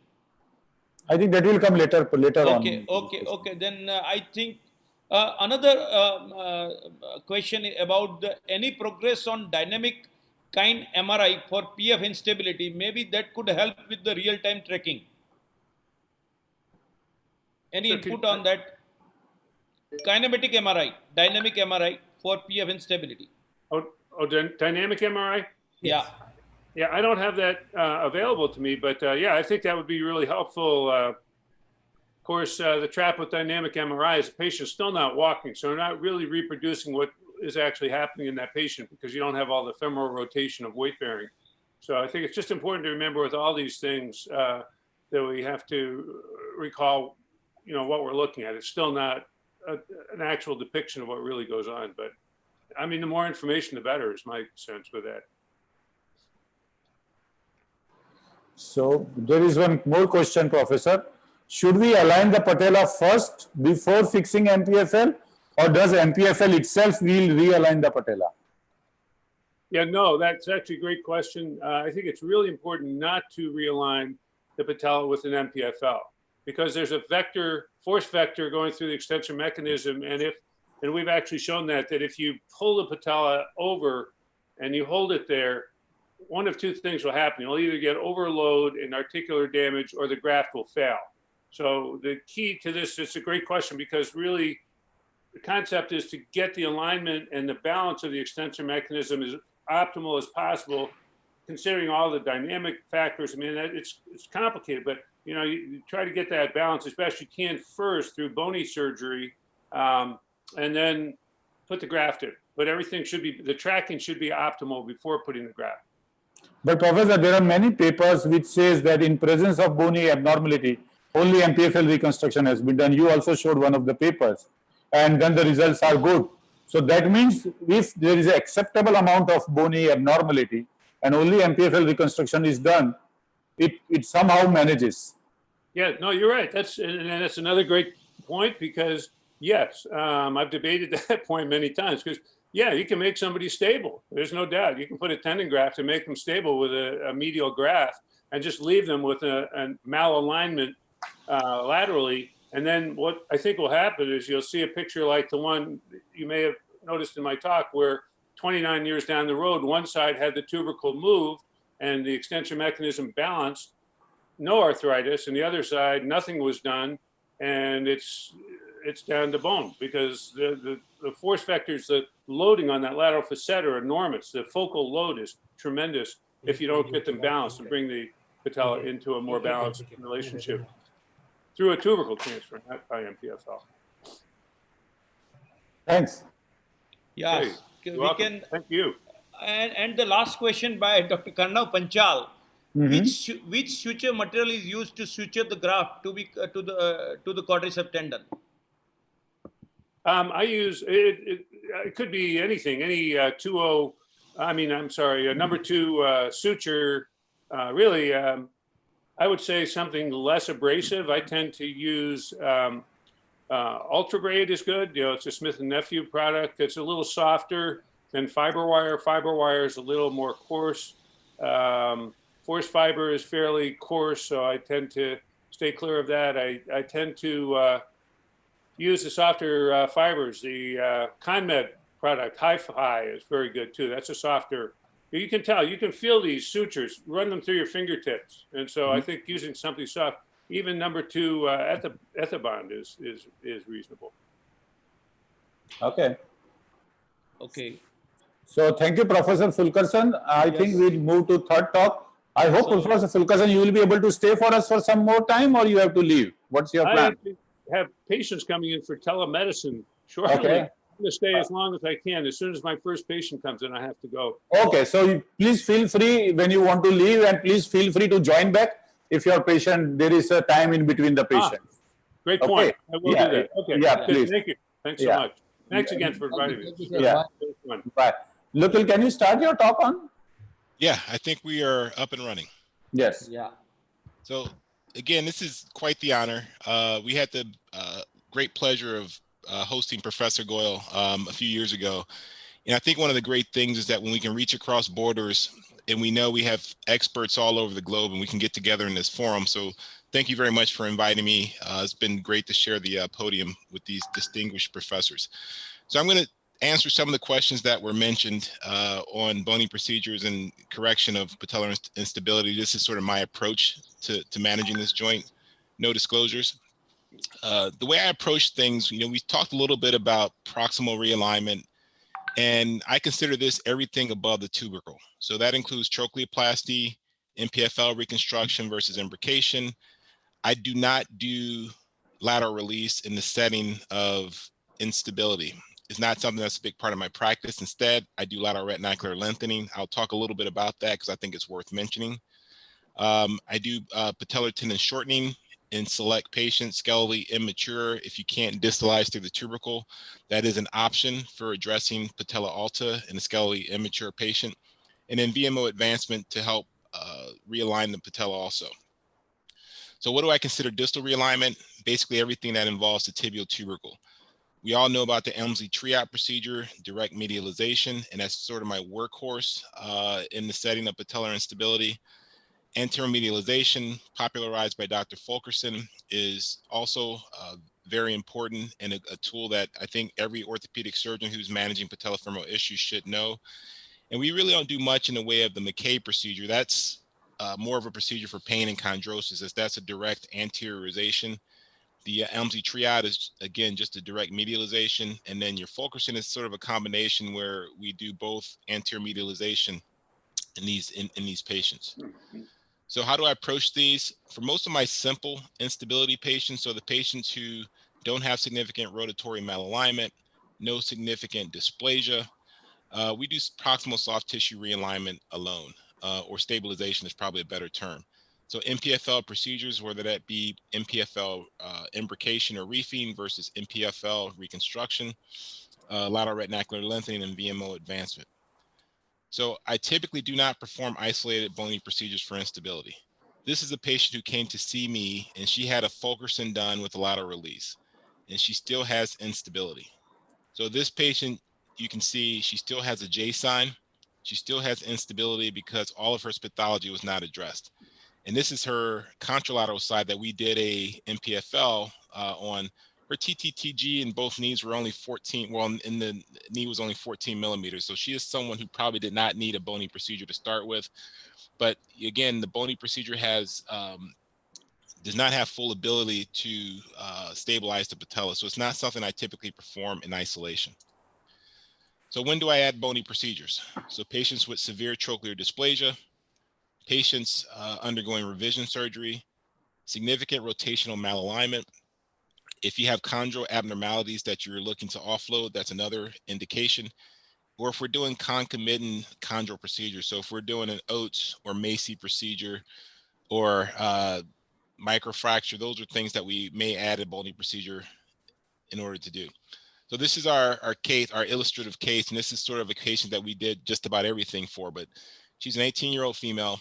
She's been having patellofemoral instability for the past 9 to 10 years, about 1 time per week. These are the easy patients when they come into your clinic. They're the recurrent dislocator.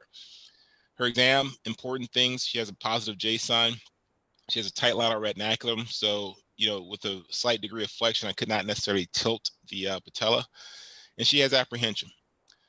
So things that we look for on exam, she has her Quéton de Chant is 1.4. So she's not even borderline. That's a very high CDI. And that's the patient who has Alta. She has a positive supratrochlear spur. She has a crossover sign, so she has a shallow trochlea. And this patient also has, so she's more of a de jure D because she has medial hypoplasia here. So she has a double contour sign.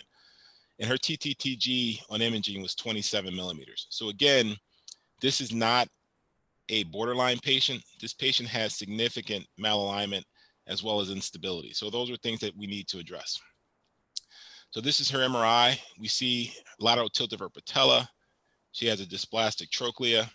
We can see her quadriceps tendon making its way down to the tibial tubercle, and everything is very lateral. So it's my feeling that, you know, she has some contracted lateral structures and everything here on the medial aspect of her knee is attenuated. So this is a patient that, you know, it's not necessarily a focused approach. You want to make sure you address everything in terms of addressing her anatomy. So MPFL, as we have mentioned, essentially the essential lesion of instability. So when a patient dislocates, pretty much almost always the MPFL is either attenuated or completely torn. In chronic displacement, the lateral retinaculum is important. Trochlea can be very important in the severely dysplastic patient. And again, patellar tendon shortening, if we're not doing things through the tubercle, can address severe Alta. And then distally, we talk about, again, TTO, tibial tubercle osteotomy.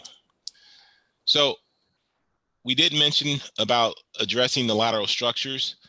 Again, I do very few lateral release, and for me, lateral release is a procedure to treat pain as well as chondrosis. It's not a procedure that I use for treating instability, except for the very severe, chronically, congenitally dislocated patients. In my practice, I tend to address things by lateral tilt, and I do add this to many of my instability procedures, probably 80% of my instability procedures. How do I do that? So, these are images of our lateral retinacular lengthening. This is the lateral aspect of the knee. This is proximal. This here is distal. And we can see we've excised, or we've incised the lateral retinaculum. So that's what we have in our forceps here. And underneath, the capsule is actually a pretty stout structure. And so we've separated that from the capsule. Next, I want to determine my degree of lengthening. And we can see here that from where we detach the retinaculum, our capsule, if we're going to do 2 centimeters of lengthening for this patient, that's pretty much the maximum that I'll do for the patients who are really contracted laterally. Then we make our incision. So we can see in our forceps now is our capsule. We can see now into the joint, and this is our retinaculum here. And then we stitch these structures together. So this is retinaculum inferiorly. Superiorly is our capsule, and we can see we got about 2 centimeters of lengthening. So we get to maintain the lateral structures, because many authors have shown that biomechanically the lateral capsule or the lateral structures do contribute to patellar stability. So I think you can maintain that tether laterally, but still prevent things like medial subluxation, because we do see patients who now have medial instability after extensive lateral release. So if this is something that you're not doing, I encourage you to make it part of your practice. And that's our degree of lengthening. So our first bony procedure, since we're talking proximally, we talk about trochleoplasty. I had the great honor of spending time on my traveling fellowship with Dr. DeJure in Lyon, and he does what we call a thick flap technique. And I think we're all familiar with that, where we have the ability to take a dysplastic trochlea and not only restore the groove to the trochlea, but also lateralize the groove. This is not my preferred technique. Part of the reason why it's not my preferred technique, and I do a thin flap technique, which has been popularized by Shottle. And essentially the procedures begin the same way. In the beginning, you need to remove the suprapatellar spur. Again, these are for your B and D, DeJure B and D trochleus. And then, and again, with this procedure, you do have some ability to lateralize the groove. And so you can alter your TTTG by doing a well-done trochleoplasty. So you can see the native groove here, which is medial. And then we can see laterally here where this groove is being moved. In this particular case, it's about 8 millimeters laterally. So you undermine the cartilage. For the thick flap technique, it's a 5 millimeter depth from cartilage and subchondral bone, and it's a little bit less malleable. So in order to shape this, you actually have to crack the cartilage. And obviously, Dr. DeJure and others have extensive experience with this. I just don't like the idea of cracking cartilage that you have to articulate against. And then this is fixed in place with sutures that perform your fixation. You can use staples and other other devices, but I like the idea of using suture because the suture will eventually absorb over time, and it actually performs very good fixation. So I use a thin flap technique, again popularized by Dr. Shottle in Munich. I like it because there's no disruption of the cartilage, and it results in a very malleable flap. So this is only a 3 millimeter undermining of the cartilage. So you have a 3 millimeter flap, so it makes the cartilage much more malleable. You don't necessarily disrupt the articular cartilage surface, and you can form a very nice groove. And so I think for select patients, this is a great technique. So what are my indications for trochleoplasty? As mentioned, we're already are well aware. So severe trochlear dysplasia, essentially the DeJure B and D trochlea. We all know the DeJure classification. The problem with type C and type A trochlear dysplasia is essentially there's no suprapatellar spur, and the groove is already at the level of the anterior femoral shaft. And so it's difficult or impossible to lower that even more. So so really reserving the trochleoplasty for our DeJure B and DeJure D trochlea, where we can remove the spur and actually lower the groove itself. These are some of our specimens that we look at here in Cleveland in the United States. We have a museum with over 4,000 human skeletal remains. We have demographic information on all of those femurs. And we see here, this is what we look at: a nice trochlea, nice groove, nice lateral facet of the trochlea. This here is more of a de jure A sort of trochlea, which is basically flat. There's no real groove. And this here is sort of a de jure B to de jure D. So medial hypoplasia here, very flat trochlea. And this is sort of helps you understand what some of the anatomy is that we address during surgery. So what are the outcomes? The outcomes are fairly good. You know, they're great in terms of preventing instability. Typically, this is a combined procedure with MPFL reconstruction, addressing the lateral structures also. Some studies have quoted some worsening of knee pain, and certainly this may be you know, situations where, you know, you take pause. It's not something that I do in every patellofemoral dislocator. Again, I typically reserve it for my revision instability patients and people primarily who have very high grade dysplasia. So what else do we address? So we've talked about the proximal things that we do, and then you know, distally, you know, obviously Dr. Fulkerson is the world expert where it comes to tibiotubercle osteotomy, but this is something that we do for our patients with elevated TTTG. So what are our indications? So generally, for me in my practice, my patients have to be well over 20 millimeters with respect to their TTTG. There's been some studies, Beth Schubenstein et al. And others who have shown with short-term follow-up that isolated proximal procedures can be done with some success, even in patients with bad bony deformity. I think we have to take some caution because those are short-term studies. And what we do when you really look at the literature, and we will present some of that research, is that patients with high TTTG, even though they do well with respect to repeat dislocations, those patients, their outcome scores are not the same as patients who have had combined TTO. The patients who have combined TTO subjectively have better outcomes in the setting of high TTTG. It's also a consideration for lateral facet chondrosis, distal chondrosis on the patella, and then for my revision patients. So this is our technique. You know, this is obviously a patient who had more than just a Fulkerson osteotomy done. So if you're just doing the osteotomy, you can do this through a much smaller incision or separate incisions. We make this oblique cut from medial to lateral. I always take down the anterior compartment, and you can really take this down subperiosteally, so there's not really much bleeding with this. I don't keep these patients overnight. I don't leave a drain in. When we do shift the tuberosity over, I will put bone wax along the uncovered bony area here to decrease bleeding, and we've not had any complications with respect to that.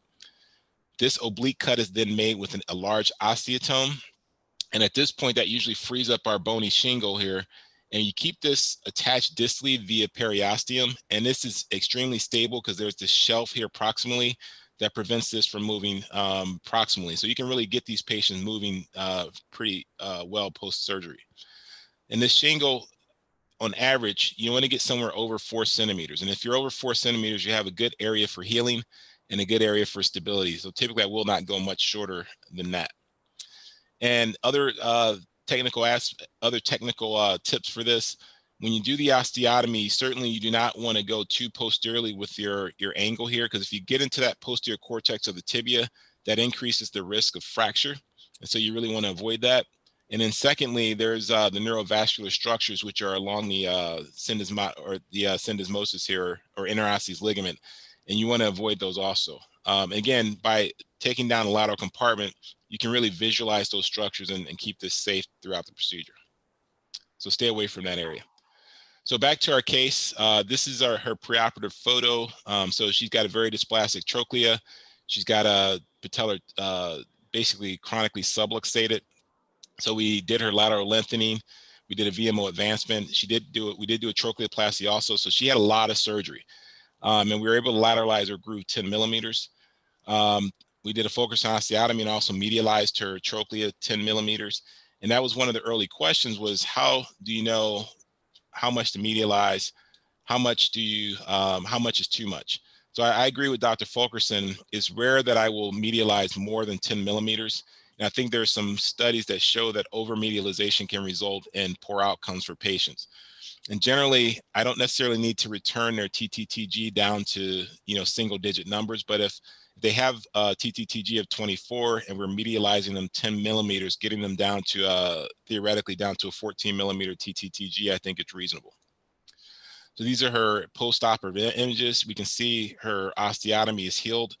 This is not a place to use small screws. I use large screws, bicortical fixation. And this is a real fracture surgery. So you want to get good compression across. And I think with that, you have a low risk of complications. These screws are staggered, so not in line with each other. So they're angled and the entry points are slightly different so that you don't create a stress riser, because you can see these shingles split right down the middle if you get these screws in line. And you can also see as her trochleoplasty, you can see her new groove here. And even though this is a rotated image, she's doing quite well. So what's our post-operative plan for a big case like this? And generally it's the same for whether we're just doing a proximal realignment or distal realignment. I get these patients moving right away. This is a very stable fixation. They're in a hinged knee brace like this post-surgery, or you can do a knee immobilizer. And after the first week, they're essentially weight bearing as tolerated with the brace locked in extension. As long as the knee is not bending, in my opinion, you're not putting much pressure across the repair, your MPFL reconstruction, or your trochleoplasty, or your tibiotubercle osteotomy. I began immediate range of motion because that's important for the cartilage, 0 to 50 degrees initially, and we add 10 degrees a week until week 6. And at week 6, we progress as tolerated. The postoperative brace is unlocked at 6 weeks once we get x-rays and confirm early healing. We get them into a patellofemoral stabilizing brace at 8 weeks and then progress back to full activity in many of these patients somewhere between 4 and 6 months post-surgery. So what do our outcomes say with respect to TTO? And again, question was asked, how often do we combine these procedures? Pretty much every time I'm doing a TTO for instability, either an MPFL imbrication or MPFL reconstruction as part of my management. And again, I typically will not do an isolated TTO for instability. So the outcomes are great. So this paper back in 2018 showed that MPFL was successful in treating patellofemoral instability with MPFL reconstruction. They found that female sex and medialization greater than 10 millimeters were associated with lower IKDC scores. In my practice, I think my female patients do great, but I do echo the point that medialization too much can be a problem. In this systematic review, looking at isolated distal realignment, so these authors found that the results were good, low postoperative instability, so the numbers are great with respect to postoperative instability, but they're good to excellent results are only 72%. And I do think some of these patients may continue to have some instability if you don't address the lateral or the medial structures. In this study, looking at MPFL reconstruction with or without TTO, I think this was a great study. So they really had these groups narrowed down. The patients with just isolated MPFL reconstruction if their anatomic factors were not bad, and TTO with a high TTTG, and then TTO with MPFL if they have a high TTTG and their ALTA. And they really showed that when really assessing their anatomic factors, so MPFL only in patients with no ALTA and no rotational malalignment, adding the TTO when TTTG was greater than 20, and then adding a distalization when their CDI was high and their TTTG was high. And they found that these patients did well when taking a stepwise approach and addressing all the pathology. And we can see essentially when we look at isolated procedure, isolated plus MPFL plus TTO in the rotational patient, and then with rotational and ALTA doing a distalization, essentially these are all sort of equal groups. And so taking a stepwise approach and really addressing all the pathology can get great outcomes. And then lastly, this level 2 study is comparative study of TTO plus MPFL versus MPFL only. So for patients with higher TTTG, combining the MPFL reconstruction with TTO was superior. So, I worry about authors who just do who just do MPFL reconstruction, even in the setting of high TTTG, your patients may do well, but I think they can do better when you could correct the rotational malalignment. So our key takeaways, again, I'm a big person in terms of addressing lateral structures without a release. And so I encourage people to lengthen instead. TTO in cases of TTTG greater than 20 millimeters, and still use trochleoplasty for high-grade dysplasia. It's not a huge part of my practice because I think most patients don't need a trochleoplasty, but I do a fair amount as I see a lot of revisions, and I see a lot of patients with high-grade dysplasia. But it's something that I think can be in your armamentarium. Thank you. Thanks a lot, Nitin. It was very precise and concise talk, and you made lots of doubts clear. I think Navin must be having lots of questions for you. Yes. Let me check. Till that time, you start sharing the screen, whichever screen you want to start. So, Lutul, I think the crux of your talk was that most of the studies which you quoted, they talk that if there is a high amount of bony abnormality, then both the bony procedures and MPFL are indicated. Absolutely. But if there is a moderate or small amount of bony abnormality, then only MPFL is okay. Am I correct? All right. Dr. Gurinder wants to say something. Yes, go ahead, Dr. Gurinder. Unmute yourself. Unmute. Okay. Unmute. Yeah. So, Lutul, tell me, is there any role for any correction of valgus malalignment of the knee in terms of a supracondylar femoral osteotomy in a patellofemoral maltracking situation? Absolutely. So I know we talked a little bit about the skeletally immature patient. And I think for the patient who has a lot of growth remaining, before I talk about the adult situation, and a patient who has a lot of growth remaining and they have a lot of valgus in their knee, we have the ability to correct that while they're still growing very easily. So you can use guided growth through using a plate which spans the growth plate to allow them to correct their valgus as they grow. And I think that's a great opportunity to correct significant valgus. In the adult or skeletally mature patient, I do think that can play a role, but I think only in cases where they have severe valgus deformity. And usually those patients have other risk factors such as generalized ligamentous laxity. They have rotational deformities. And I think those things for the complex instability patients certainly may be a part of the treatment program. I don't do it often, but I have had some patients with some very complex instability patterns, usually in the setting of trochlear dysplasia, where we have to address coronal plane malalignment like valgus malalignment.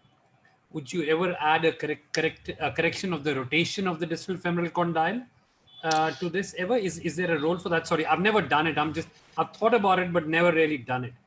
Yeah, I have in select patients. Typically, I will do that with one of my, even in the adult patient, I do it with one of my pediatric colleagues because, it's not the same as doing like a valgus or varus osteotomy in patients. It's actually a lot of technical expertise required for that. And some people will use intramedullary nails. So they'll do their osteotomy for rotation. They'll use intramedullary nails, which can be dangerous because when we nail femurs that are broken, they've already decompressed the intramedullary canal. When we do that in patients who you can end up with things like fat embolism and actually have some bad complications. And so when I do that, I tend to do it with a plate as opposed to doing it with a rod because I think that's safer to do. But generally, when you talk about the degree of malalignment, so if they have severe rotational malalignment, so an inversion of the femur greater than 30 degrees, I think those are patients that can benefit from rotational malalignment. But typically, those patients also have to have abnormal tibial torsion because if you externally rotate their femur, you can change their foot progression, and that can be a big issue also. And so usually in those patients, with our pediatric colleagues, we do the distal femoral osteotomy and change the rotation. We plate, and I think that many times will decrease the need for any need to address the tibial tubercle. But many times my pediatric colleagues would also have to add in a tibial osteotomy to address the tibial version issues. Okay, now the question is from a very senior orthopedic surgeon and arthroplasty surgeon from Surat, Dr. Harshad Joshi. The question is, what are the chances of avascular necrosis of the patella after lateral release, medial procedure with and without tibial tubercle osteotomy? That's a very good question. It's something that I have never seen, and I've not seen reported in the literature. I think, I think the geniculate arteries that are the superior geniculate arteries at the knee medially are not necessarily disrupted unless you are doing significant undermining of the actual quadriceps.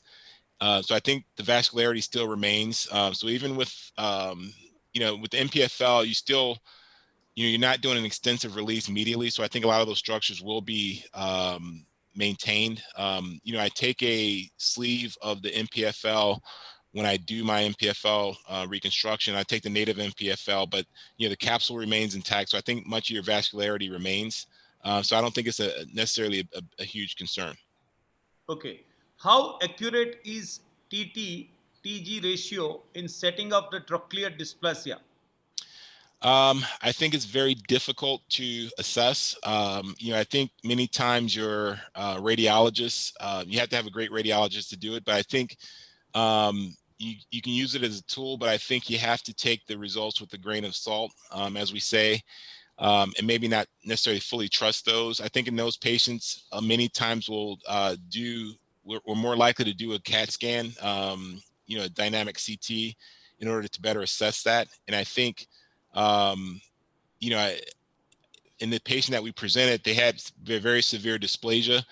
And when your results are 27 millimeters or 26 millimeters, I think those you can trust. I think if it's borderline, I think that's where you may have some more question about whether to accept that. But I do think that severe dysplasia makes it much more difficult. So you have to, trust your radiologist as well as trust your clinical findings during surgery. Even there are studies in doing the TTTG measurements, comparing the CT scan and the MRI. I think that the MRI, even they say that sometimes it can give you the false value of 3 to 4 mm less than the actual value. So maybe the CT can be a more accurate measurements for the TTTG than the MRI scan. Yeah, absolutely. And I think a lot of studies show that MRI tends to underestimate the degree of dysplasia. So I think if you're high with your measurement on MRI, be very concerned about that. I think there is one more study that says that instead of TTTG, it should be TTPCL index, because in TTTG, you are taking two different bones. So it's a dynamic variable. And if you use tibial tuberosity and put a perpendicular line and on the medial attachment of PCL on tibia, and then you measure the distance, it is more consistent because it takes both the points in one bone rather than taking two bones with more variables. But I think it is all evolving things, and we need more experience and more cases to be more firm about our understanding. The size, you need a size to get the power in the study. Sample size, you need a larger there's no simple sample size are good enough, but each case has got so many other biomechanical variables. Like, you will not see a case with patella dislocation with just abnormal TTTG. So you cannot compare with the same population is not available. Yeah, because there will be a case where there will be a rotational deformity, there will be patella high abnormality, there will be more valgus or something like that. So there's lots of combinations in one instability case. And that's why even the bigger sample size is not leading to a firm conclusion. Dr. Gurinder wants to say something. Lutul, tell me, what's your go-to procedure for somebody with a high degree of laxity, with a high Baton score? Would you always combine an bony and a soft tissue in those kind of situations? No. So Lori Heimstra, who's over in Banff, so if you're familiar with the BPI score, so she's phenomenal, and she's done a lot of research on that. So she's looked at patients with high Baton scores and found that just addressing their addressing their parameters as you would for any other patient. So if they have high bony parameters, then you address those things.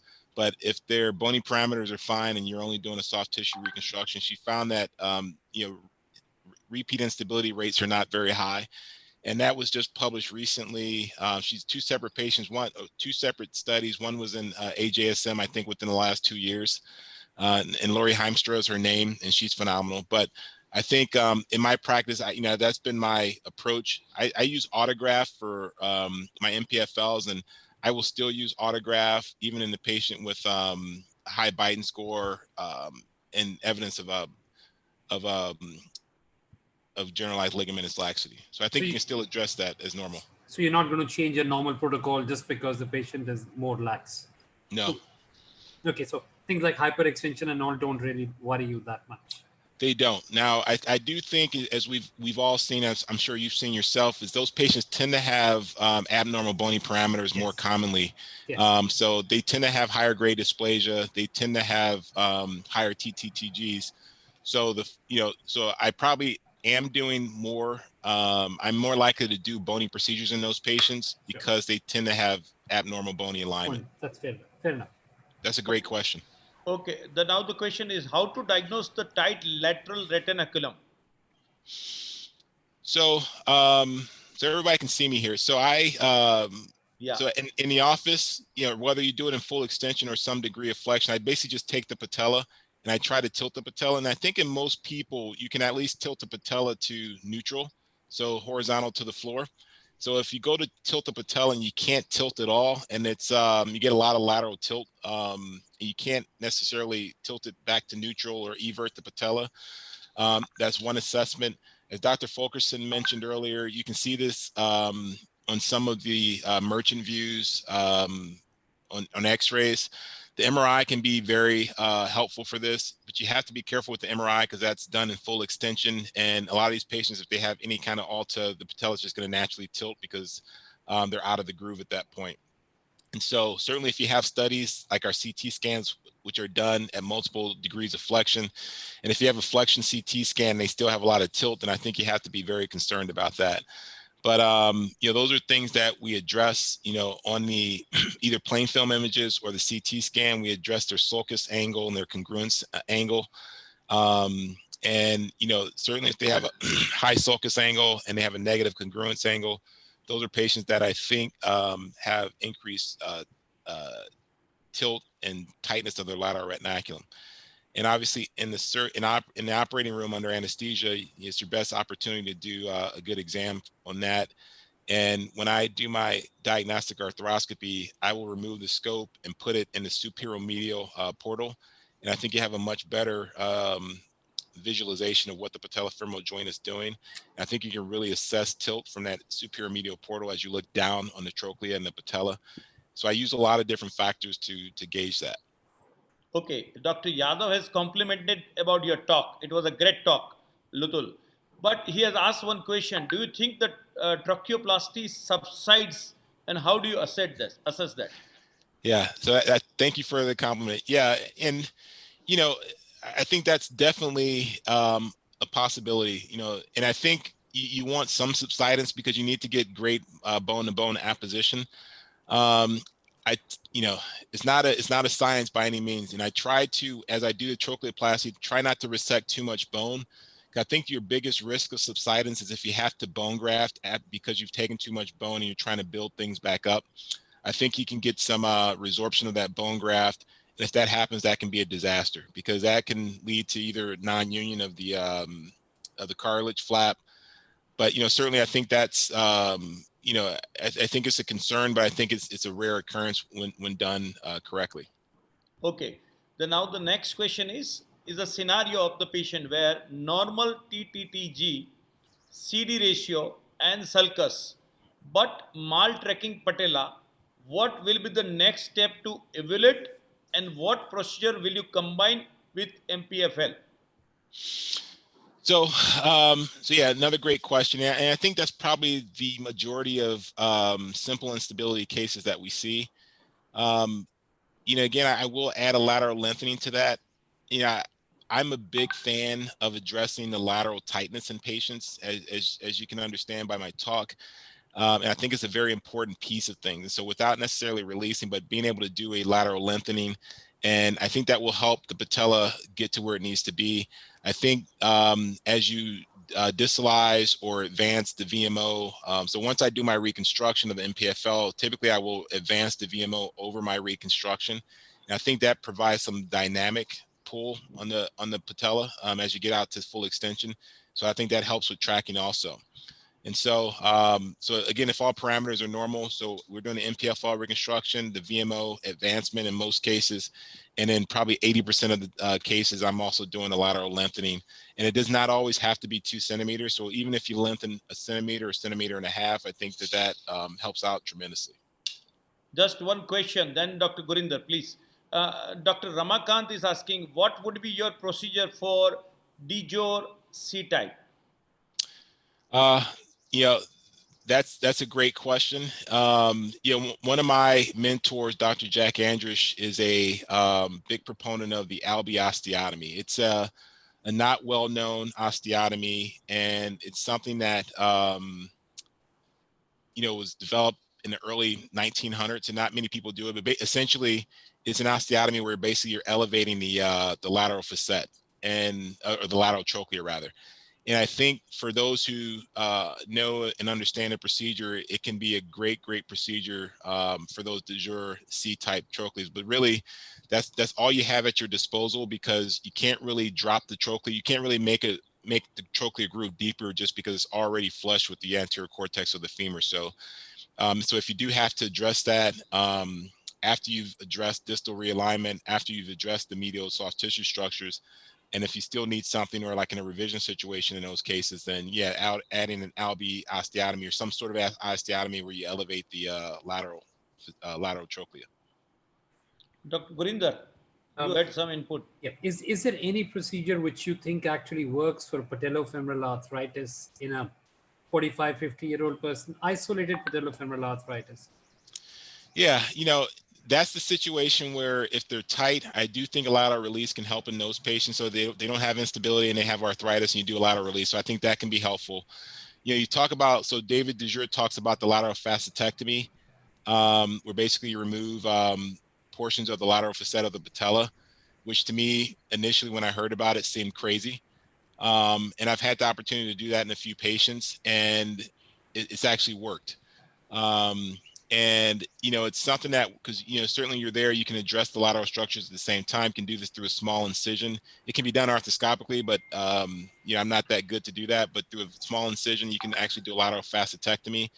And it removes some of the disease cartilage, but also I think where a lot of these patients are tracking laterally, you remove that portion of the patella laterally. So it's partial patelectomy essentially. You know, you can have some really good results in that young patient who's still pretty active and who has chondrosis on the lateral facet. And any tubercle osteotomy at all which works? Absolutely. So I think if the, you know, ideally if their chondrosis is lateral and distal, I think that's the best case scenario for Fulkerson. If they just have distal chondrosis, which I see very few of that, I see very few of those patients, that's the one indication for a McKay procedure. Obviously, the McKay has been associated with some complications, but I think when done well and when not overly corrected, you don't have to worry about the skin complications. But really, I think a well-done Fulkerson osteotomy is, you know, it's phenomenal. And I'm, you know, osteotomy has fallen out of favor in a lot of American surgeons, but I still do a lot of high tibial osteotomies. I still do a lot of distal femoral osteotomies for chondrosis in the tibial femoral compartments. And I like doing some tibial tubercle osteotomies, because I think that has the best ability to change biomechanics and offloading those things. I think there's still roles for those things. And I still do a lot of osteotomy because I think they have a great deal of power to fix, you know, weight bearing. Lutul, there is one question from Dr. Terence. Type A and C trochlear dysplasia. What would be your approach? So Preferred typically, approach. Yeah, so typically, if they're laterally tracking and they have a high TTTG, with the type A's, they're just flat. They're mildly flat. So, you know, they're not falling over a bump. They're not typically having a J sign. So I think those patients, if it's a mal-tracking situation or malalignment situation, I think TTTG to correct that and make sure they're, because essentially they need to be in the groove by the time they get to 30 millimeters. And you can't, you know, as we mentioned before, you can't necessarily do a trochleoplasty in the type A's and C's. And so I think addressing the medial soft tissue deficiency by MPFL reconstruction, you know, adding the TTO if needed, And then again, addressing the lateral structures, I think is the way that you address those. Okay, Dr. Ram Keval. Yes. Dr. Ram, do you want to add anything? Yeah. Yeah, one question I think I want to know. What about the conditions when you have a generalized joint laxity and this overall laxity? How do you stabilize this? So just generalized laxity, like generalized ligamentous laxity. Yes. Yeah. You know, so I think some of the benefits of using an MPFL. So we know that the strength of the native MPFL is not very strong. And I think essentially you're replacing a very weak structure with a very robust structure when you're doing an MPFL reconstruction. And so I think that allows you to get away with, you know, correcting a lot of things with a well done MPFL reconstruction. So I think even in a patient with generalized ligamentous laxity, a well done MPFL reconstruction and any additional bony procedures that are needed, I think works very well in those patients. And so I've not seen, I think some of those are my happiest patients. When we do an MPFL, we address their lateral structures and then add a TTO if needed. Because those are many times patients who are subluxating constantly and they have occasional frank dislocations. And I think in those patients, you know, guided approach, you know, you're doing a well done MPFL, they should do well. Okay, now the question, last question, then we'll take the Dr. Deepak's presentation. Can tuberosity osteotomy correct the abnormal TTT distance because of femoral internal rotation or valgus of the knee? If yes, is there any threshold value? So, you know, I think you're asking the TTO to do too much if there's a significant amount of femoral anaversion. Yeah, I think in those patients, and luckily, I think in my practice, those, you know, I see a few of those patients a year. I don't see a great deal of those patients very often. Typically, they're a revision situation. They failed a primary procedure. But I think you can get into trouble if you're trying to use a TTO to address severe rotational malalignment. So if their anaversion is greater than 30 degrees, I think those are patients that you really have to consider seriously about doing derotation osteotomy for the distal femur or proximal femur, if that's how you want to address that. Okay, Deepak bhai, the highest viewers touch to 3106. You can go ahead. You can go ahead, please. Okay. So, friends, thank you very much for joining in this today's seminar.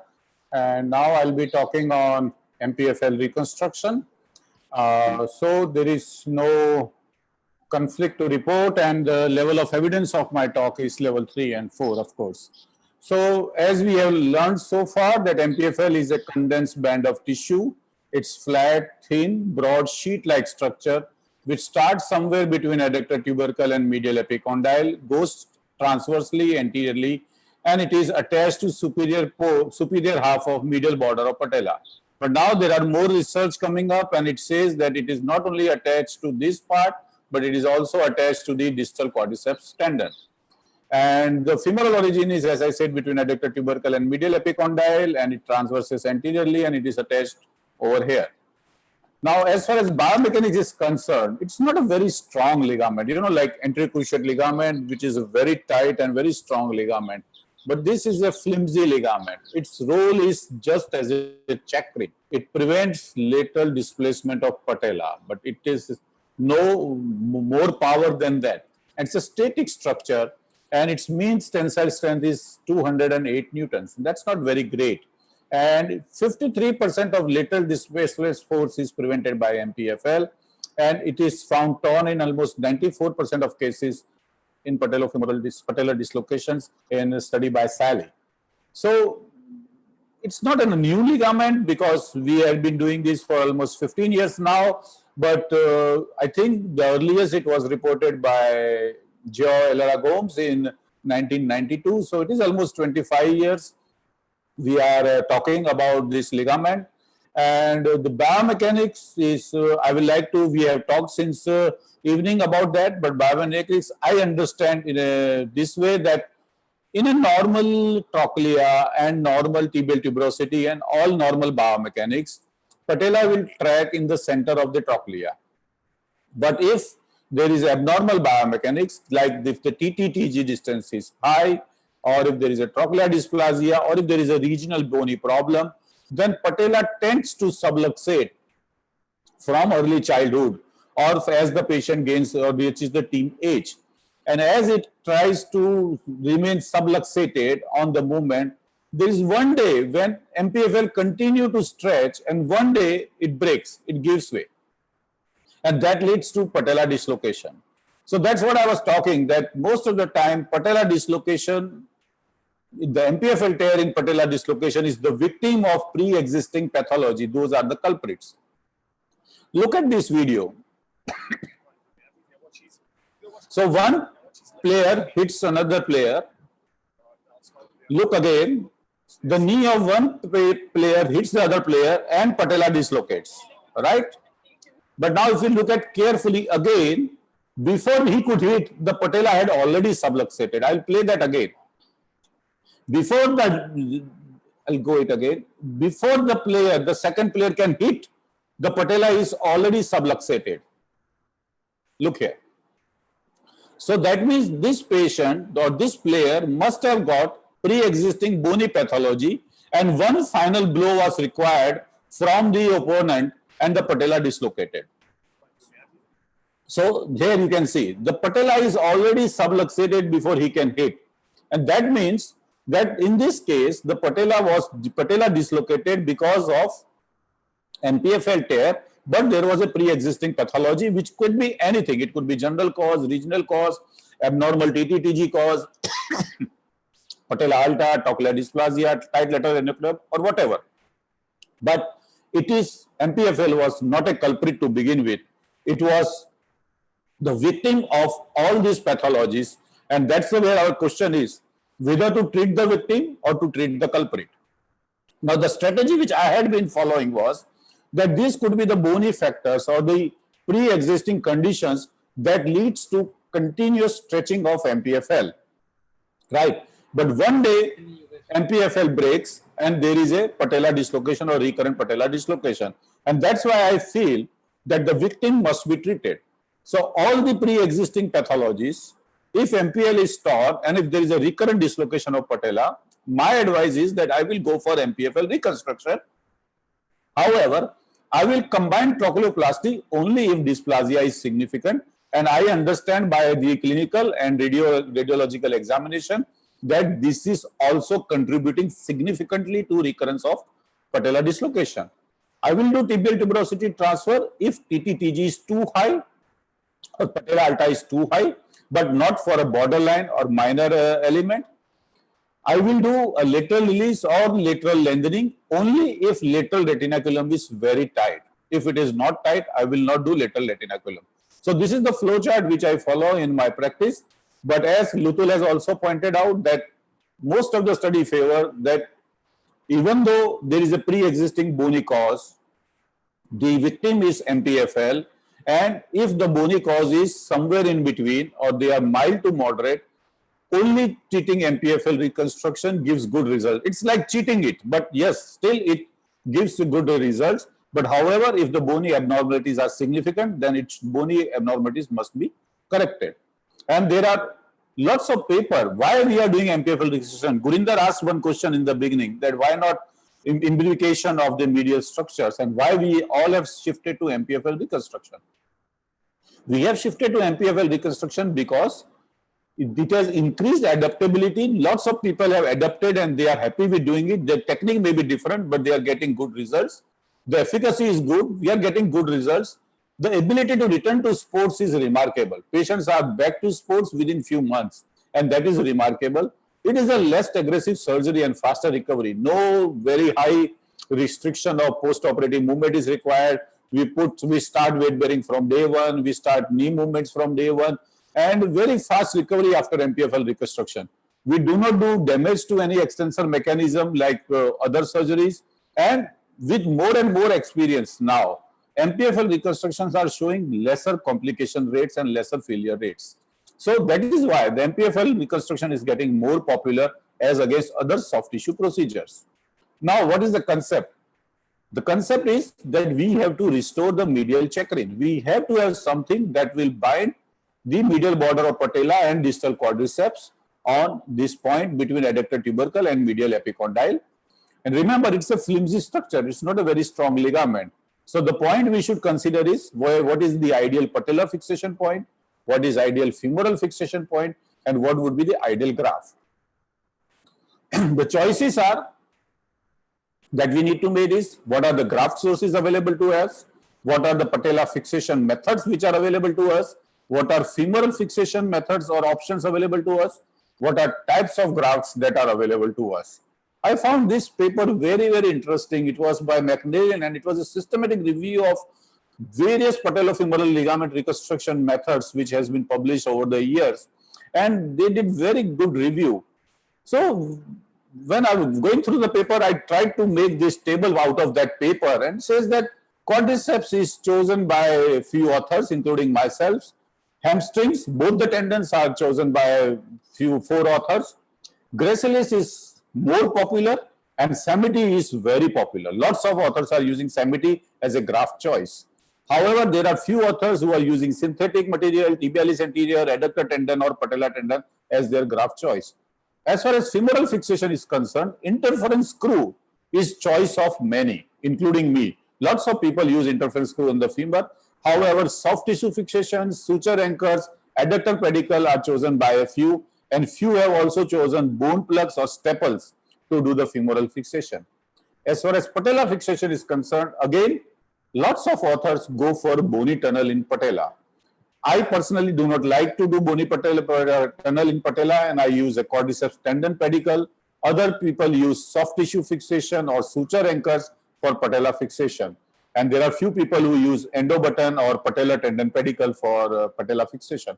Now the type of graft, almost all of us recommend autograft for MPFL reconstruction, except 4 authors who recommended allograft and 2 authors who recommended synthetic graft. So autograft is more popular. So if I summarize these popular choices, the graft source, the hamstring is the most commonly used and quadriceps is second most common used.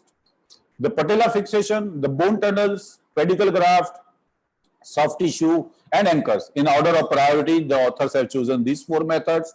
Femur fixation, interference screw remains the most popular choice, and the type of graft, autograft remains the most popular choice. So that's how we come about the summarization of different techniques or different procedures which the various authors worldwide have used for MPFL reconstruction. Now let's talk about graft choices versus complications. So we had 2 graft sources, hamstring and quadriceps. So hamstring based techniques, they are like they use with patella implants, like they have anchors where they put the graft there, or they move tunnels and insert with interference screws, or they have a circular tunnel or thorough tunnel where the graft is passed, or like Ochi's technique where you use the basket weave method, which is described in 2002, and do soft tissue fixation. So these are all popular hamstring based techniques which are used in a different way by different authors.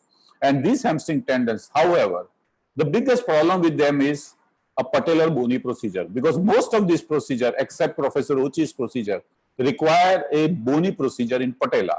And that means it has a high complication rate of patella fractures as described by various authors, violation of anterior cortex or chondral damage while drilling, irritation on patella due to hardware, intraoperative hardware related problems, and postoperative heart related problems.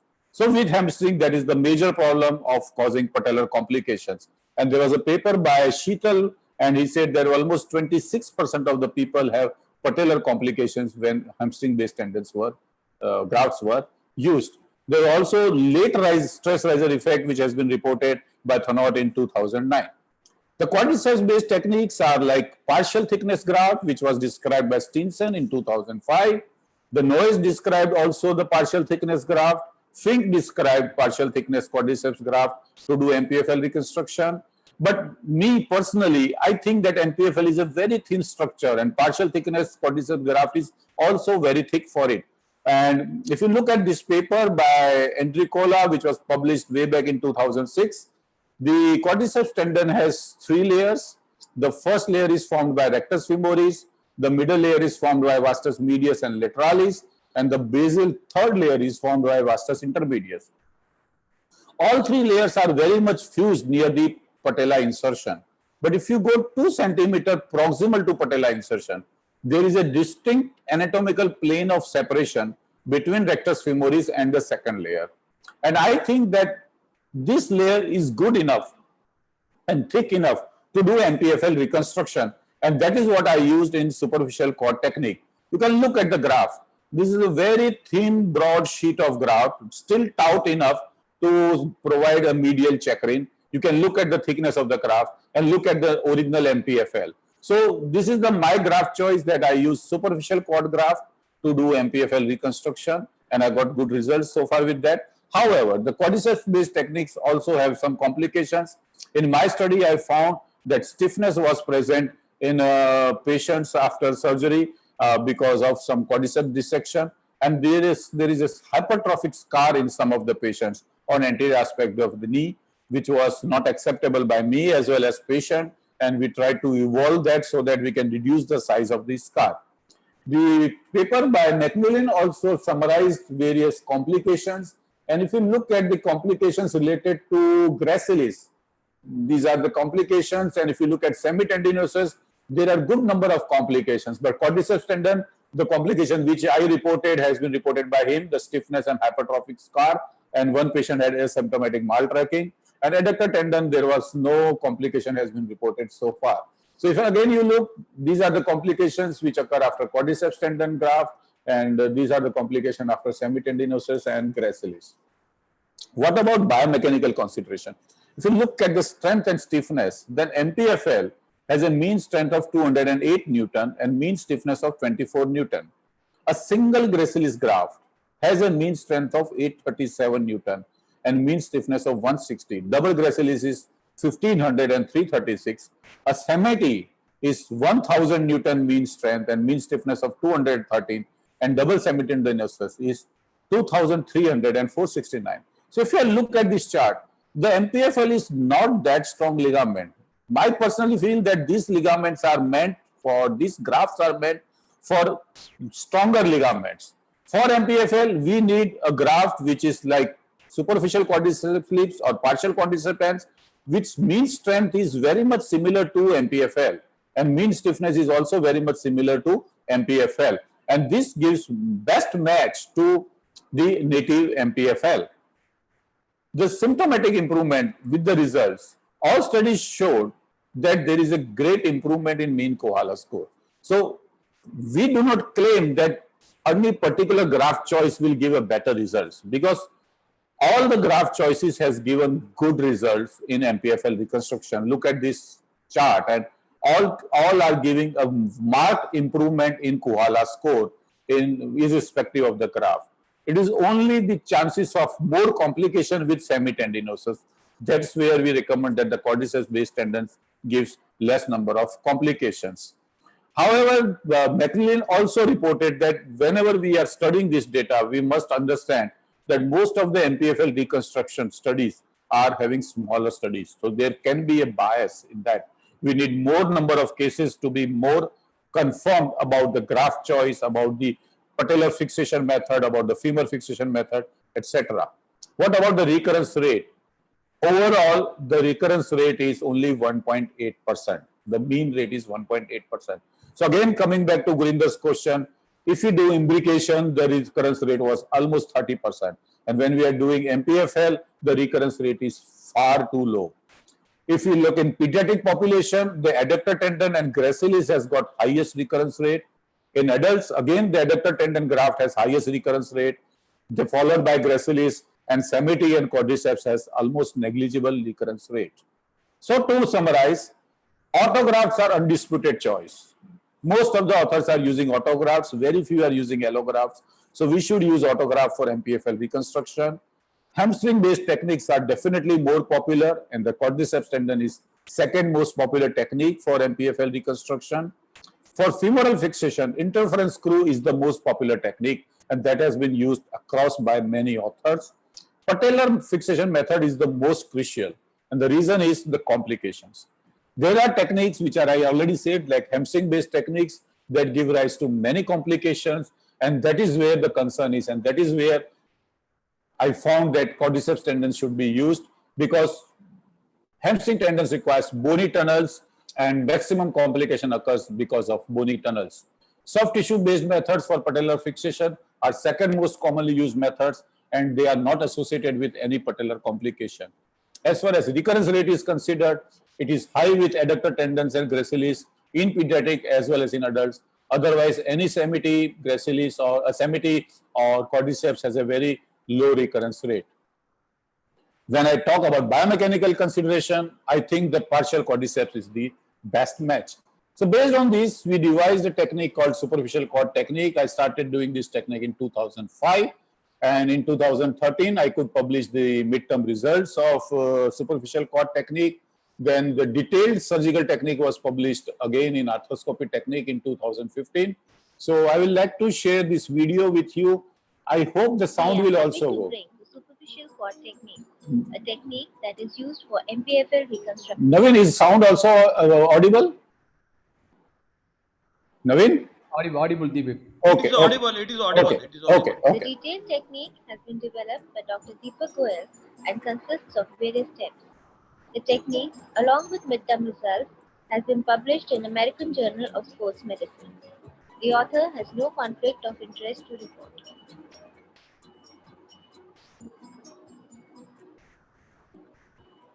The first step is arthroscopic assessment of patellofemoral articulation and management of intra-articular pathologies if present. If you see here, patella is almost subluxated into the lateral gutter, an indirect indication of long-term MPFL insufficiency. There is also presence of a chondral damage at lateral femoral condyle that needs to be tackled. As shown in this figure, quadriceps tendon consists of three layers. The superficial lamina is formed by rectus femoris tendon. The middle lamina is formed by aponeurotic fibers from vastus medialis and vastus lateralis, while deepest lamina is formed by vastus intermedius. The superficial quad technique requires use of only the superficial lamina, that is rectus femoris part. In no circumstances, surgeon should dissect deeper than the plane between the superficial and mid lamina. A midline incision at upper pole of patella and lower quadriceps is put for around 7 cm. Around 2 cm proximal to upper pole of patella, there is a surgical plane of separation between the superficial lamina and middle lamina. It is extremely important for the surgeon to identify this plane of separation.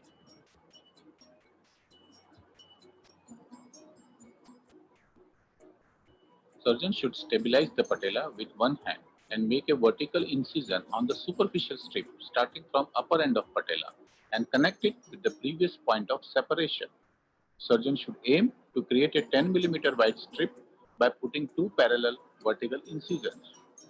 Gradually extend the dissection of strip more proximally till musculotendinous junction is reached. You can notice a very thin, broad strip of tissue that has been dissected out of the superficial lamina.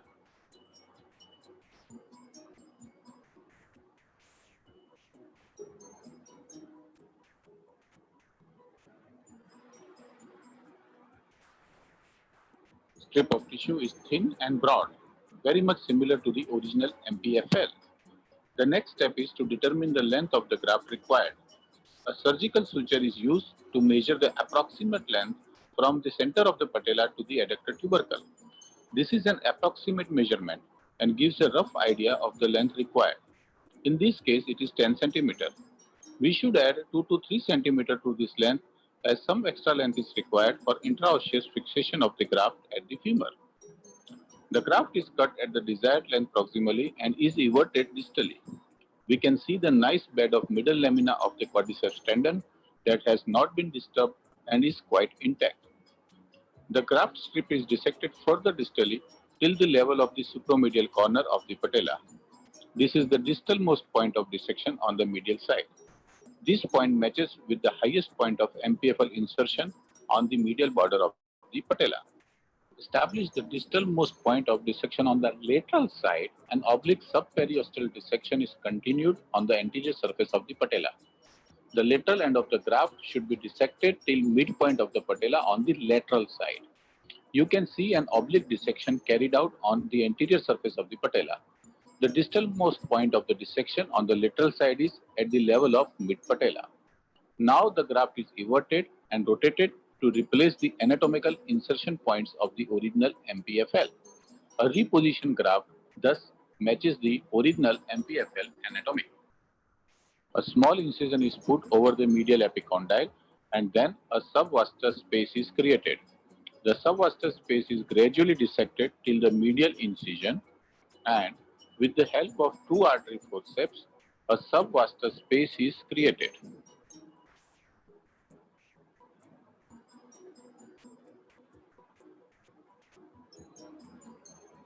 The graft is delivered through the anatomic subvascular space and is pulled out of the medial incision. Note an oblique area of attachment on the anterior surface of the patella with the intact quadriceps tendon. 3 or more sutures are now placed at anatomical MPFL insertion site on the medial border so that graft acts on the medial border and not on the anterior surface of the patella. Identifying the point of isometry on the femur is very crucial, and different surgeon uses different techniques. We use the technique described by Farr and Shapsis, where graft length remains isometric in different degrees of flexion. An intraosseous tunnel is created using 6 mm ACL reamer for around 4 cm over the bath pin. The superficial quad technique emphasizes on the optimum length of the graft and not on the tensioning of the graft. A controlled and optimum pull at 30 degrees of flexion is more important rather than a forceful pull on the graft leading to over-tightening of the graft. The femur fixation is carried out using interference screw. Usually 7 by 25 mm screw is sufficient. I thank my patient and my hospital staff. So there is a little modification to the technique since I started doing it initially. If you look at here, we used to raise till here 6 mm below the superficial pole of patella. But as now we have evolved that MPFL is not attached only to the superior half of medial border of patella, but it is also attached on the distal quadriceps. So now what we do is we, bend it, not here, but we go it till here and then we fold it on this side. So my folded superficial quad graft, the distal border will remain over here, but the proximal border of the graft will be somewhere here. And that's how I use the same technique, but I have modified it so that now it not only remains attached to the distal pole of the superior part of medial border of patella, but it also remains attached to distal quadriceps tendon. Yeah. So that's it. That's how we do MPFL reconstruction, and I'll be happy to answer any question if the audience has. Navin? Let me check it. Yeah. There are questions. Roll of fiber tape for reconstruction of MPFL. So as I described the systematic review of literature, there are only 2 or 3 people who are using synthetic material. Otherwise, worldwide, people are more in favor of autografts. The simple reason is that autograft has a capacity to regenerate. Fiber tape doesn't have that capacity. So if you use fiber tape, one day with the continuous stretch, it will break. It will not strengthen further. And that's why autografts are better choice than the fiber tape. Okay. Dr. Gurinder has to say something. Yes, Gurinder?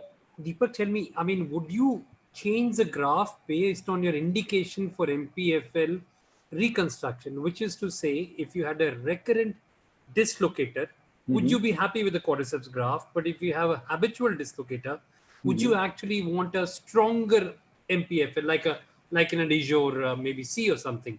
Would you actually be happier with the semi-T? I think what is more important is, see, there was a very beautiful paper, but because of time constraint, I did not put in this slide, which says that the weakest point of MPFL is its attachment on patella, MPFL reconstruction. Okay. So if you have a more stronger graft, the graft is not going to break in its substance, but it is going to break from patellar attachment. So by making a graft more stronger, you are not making the construct stronger. Right. Okay. Okay. So if you have a semitendinosus, but how you are going to fix it on patella? Either you will use suture anchor or a bony tunnel or something. Yes. But whatever method you use, all the methods, they have found out that the mean tensile strength is 200 Newton or less. Okay. So the weakest point is the fixation, not yeah, this graph. not the graph. Not the graph. I take your point. Okay. Dr. Sundaram wants to say something. Unmute. Yeah. See, yeah, I think what the question is, the MPFL failure. I think the MPFL surgery is one of the most forgiving surgery. You know, as Deepak also addressed, whatever the graft you use, the failure is not dependent of the graft. Even he mentioned the quadriceps graft is superior mainly because of the complication which you see in hamstring graft. The problem is the hamstring graft is done world over. The numbers are so high. So that's why they make a big tunnel, sometimes make a 2 transverse tunnels. The chance of fracture is there reported in the literature. So the problem of failure is not because of the MPFL reconstruction. The problem is whether the technique is, unless it's very grossly wrong, if you don't put it on the anatomical point, especially in the femur, or if you don't address the underlying bony pathology. Yes. If you got a dislocation of the 60 degrees or 70 degrees, in the patients, if you address only MPFL, then that surgery is going to fail. It is not because of the graft. I agree. I totally agree. So, as there are multiple papers, the graft choice is not, all grafts are okay, because whatever graft you use, the recurrence rate is very low. Sure. The difference between the quadriceps and hamstring is, hamstring techniques are giving more patellar complication. That's it, nothing more than that. If you are able to control your patellar complications, then whatever graft you use is okay. But the next step that comes is whether the underlying abnormal biomechanics were corrected or were needed to be corrected or not. If they were needed to be corrected and you did not correct it, it is going to fail. And if they were borderline and you did not correct it, it's okay. Okay, Deepak, the scar problem which you have, I mean, I've seen it rampantly. All of them are young girls who've had this operation, and all of them have this ugly looking hypertrophic scar. Yes. Is there any reason why you think it happens? Because I can't sort it out. And I talked to Liza, that's Professor Elizabeth Arendent in University of Iowa, and she has a great experience. We call it MPFL Queen. So she said that the collagen structure of anterior knee, anterior aspect of the skin of the knee is little bit different, and that is why there are higher chances of more hypertrophic scar. And she said, forget about MPFL, any surgery which is done on anterior aspect of the knee, over the prepatellar region, the skin is probably more thick, and that's why there is a tendency for hypertrophic scar even in other surgeries as well. And we tried to address it because that was one of the major setback of my technique. And what we started taking the percutaneous sutures over that part, and which really helped. It definitely reduced the chances of hypertrophic scar in my patients. The second thing which we did was we reduced the size from 7 centimeter to 5 centimeter. Now all our incisions are 5 centimeter or less, because we found out that as soon as you put the skin incision and you dissect the superficial and deep fascia, and if you put two T retractors and you elevate, then you can see more proximally. So there was no need to have a bigger incision, and the skin incision you can drag proximally and distally, and that will help in tackling the proximal part and the distal part. So these two things which we modified has helped to reduce the scar size. Okay, the now question is from Dr. Harshad Joshi, Surat, senior orthopedic surgeon. He's asking about your probably reading your video of that injury. Is the MPFL structure liable to get damaged always, and the lateral structures are immune to get affected in all knee injuries? Basically, the construct of knee joint is that patella has a tendency for a lateral vector force. So, and all these cases which are more susceptible for patellar dislocation, and they have pre-existing bony pathologies, and these pathologies also put lateral vector force on the patella. So because there is a more lateral force, vector force on the patella, there are more chances of patella going laterally and thereby stretching or tearing the medial structures. Okay, now there are tactical questions are there. Mm-hmm. How to decide how much we have to pull the graft for femoral fixation? And the follow-up question has also come. I'm combining two questions. And by chance, if it is fixed tight, then what we have to do to correct it intraoperatively after the fixation? After the fixation, he came to know that it's too tight. How to solve that? I think in one of the cases I also had that problem. It's a very good question. I simply unscrewed it, little bit loosened it, and put the screw again. Okay. So the question which was asked in last talk with Dr. Fulkerson's talk, that whether there is a problem in full flexion peroperatively or not. Yeah. I always ensure that there is a full free movement of the knee joint peroperatively. If I find it tight, I will make it little loose. Now the first question with the doctor has asked is, how much tight? Yeah. What I do is in 30 degree of flexion, which is the maximum length of MPFL, as already said by Sundar in his first talk. So MPFL is its maximum length at 30 degree of flexion.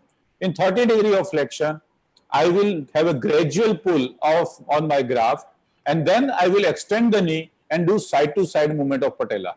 If I am able to move the patella medially and laterally, half the breadth of patella on either side, I am happy with that. And in that position, I will fix the patella, do the femur fixation. Okay. Now the question is, probably it is answered, and the viewer has joined late, Dr. Dinesh Sharma. Please elaborate on the femoral point of the attachment, how to be accurate. I think it has been answered multiple times. It has been already multiple times. So he will be able to see in the recorded one. Now, the technical question is by Dr. Ramakant to Dr. Deepak. Any intraoperative difficulty or complication while detaching or turnover of superficial cord while dissecting over anterior part of the patella? Yes. In your early cases. No. Not in my early cases, because when I started doing it in 2004 and 5, frankly speaking, I was doing a new surgery myself and I was damn afraid. When you are starting something new, you are more careful because you are afraid of a failure. So it did not occur to me in my earlier days of practice. But when I published my paper in 2013, one of the gentlemen, a very nice surgeon, he did operate a case in his practice and he had an avulsion of the graft from patella. So he wrote email to me that why this has occurred. And I think the tip is that when you evert the graft from the patella, you have to be on the bone. All the time you have to put your knife on the bone and never on the graft. You have to virtually peel it off the bone along with the periosteum. And then that is only thing that will ensure that you will not pre-amputate the graft on the patella.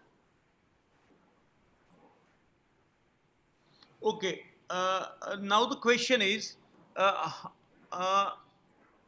the low recurrence rate with only MPFL is only surgeon dependent, or is the selection criteria dependent?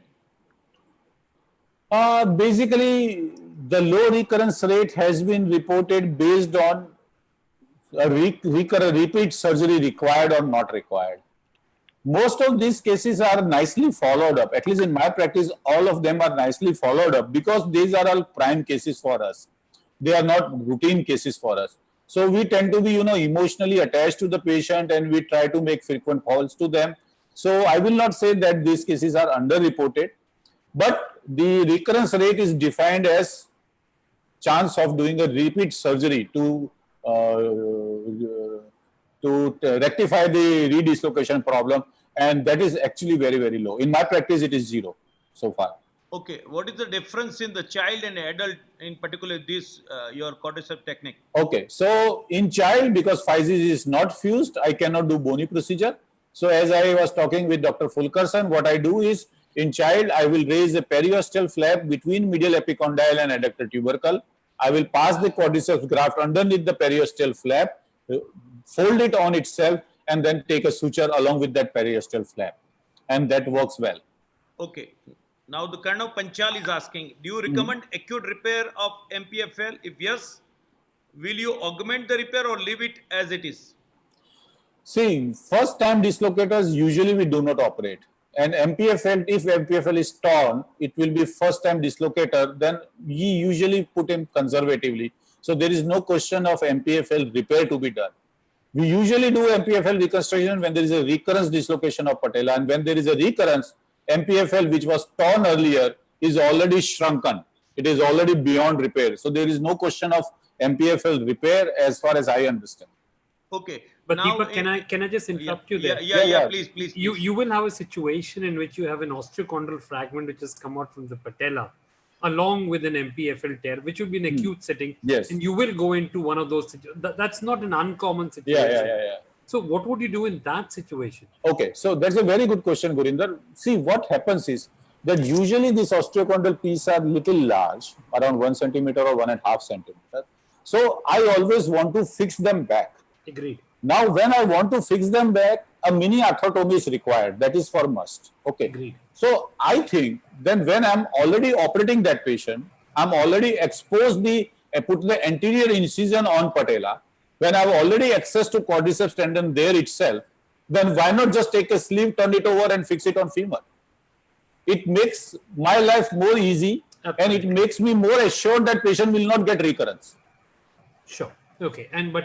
You would just ignore the torn MPFL. I will just ignore it. Yes. That's fair enough. Okay. Now, in sequence to the tightness, have you any time tried of pie crusting rather than loosening the screw and tightening again, or pie crusting what? Because on femur fixation, it is 1-point fixation. If you do pie crusting, you are making your tendon weak. Okay.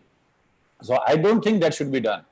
Okay. What is your bailout if tendon get cut out from the patella accidentally? Okay. So if patella gets cut from, the tendon gets cut from patella accidentally, what we can do is we can suture back on the patella and add a fixation over there using a suture anchor over that part. So then I have to behave it as if it is a part of gracilis or semitendinosus, and then I have to fix it accordingly. Okay. Dr. Pranav is asking, does this quadriceps surface of the graft cause medial stiffness as it heals and more arthrosis over a period of time in your technique? No, because I will say yes or no. Yes, because only those patients who are very much stubborn in doing physiotherapy, they have landed up with some stiffness, but that stiffness was a temporary stiffness and it got rectified within 4 to 6 weeks. But most of the time, we do not get this stiffness because we start knee movement from day 0. In the evening itself, we start the knee movement, and I tell my patient that I want full flexion in 2 days or 3 days. So only the unmotivated patients, or basically these people are kids, 15, 16, 17 years, boy or girl, and they are more pampered child of their family. So sometimes rather than the patient, the parents do not allow them to do movement. The pain is there and don't do movement and all those things. And that makes this thing stiff. Otherwise, if they start moving from day 0, there is usually no stiffness. Okay. The Dr. Ranjit is asking, he has asked 2 questions. Can we put a staple at the corner of the fold to prevent further avulsion of the quad graft? When we put staple, see, the biggest advantage of quadriceps, this superficial quad technique, is to avoid a patellar bony procedure. Right. So if you put a staple over there, then the biggest advantage of that technique is lost. So I don't think we should do that. Again, he has asked the incidence of post-operative patellofemoral pain after this procedure. None. Because, see, one of my friends did a superficial quad technique, and then he called me that the patient has got a very stiff knee and he has got anterior knee pain. When I went there, I saw that he has actually over-tightened the graft and there was no patellar side-to-side movement. So if you do not over-tighten it, there will not be any such problem. Okay. Now the questions about the acute MPPL repair, one of the question is answered. But in follow-up question by Dr. Gurinder, the question is asked, if the subchondral osteochondral fragment is not fixable in the case with the loose piece, do you do MPPL reconstruction? Dr. Siv has asked you. No, not always, because that depends on entirely the whole spectrum of patient. If I see that he is not a high suspect or high probability of recurrent dislocation, and if it is a too small piece, even in one of my cases, the piece was so small on MRI, not on X-ray, because X-ray the piece looks always small, but on MRI the piece was so small and it was not giving any trouble to the patient. And when I was explaining to him, the patient asked me, what if this piece remains somewhere and it doesn't cause problem to me? I said, fine. Okay. Dr. Dayanidhi sir from Surat is asking, are we not, there is no requirement to close the quadriceps graft bed? No, there is no requirement, because if you do the, we did not cut the quadriceps. We just took the superficial slip, but the middle layer and deep layer is there. If we try to close it, it will lead to quadriceps contracture. We should not do it.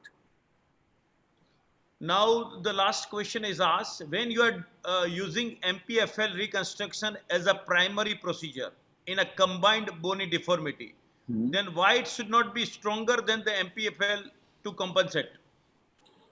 Because whatever graph we use, as I answered Gurinder Bedi's question, the weakest point is not the graft, but the fixation point at patella. Yeah.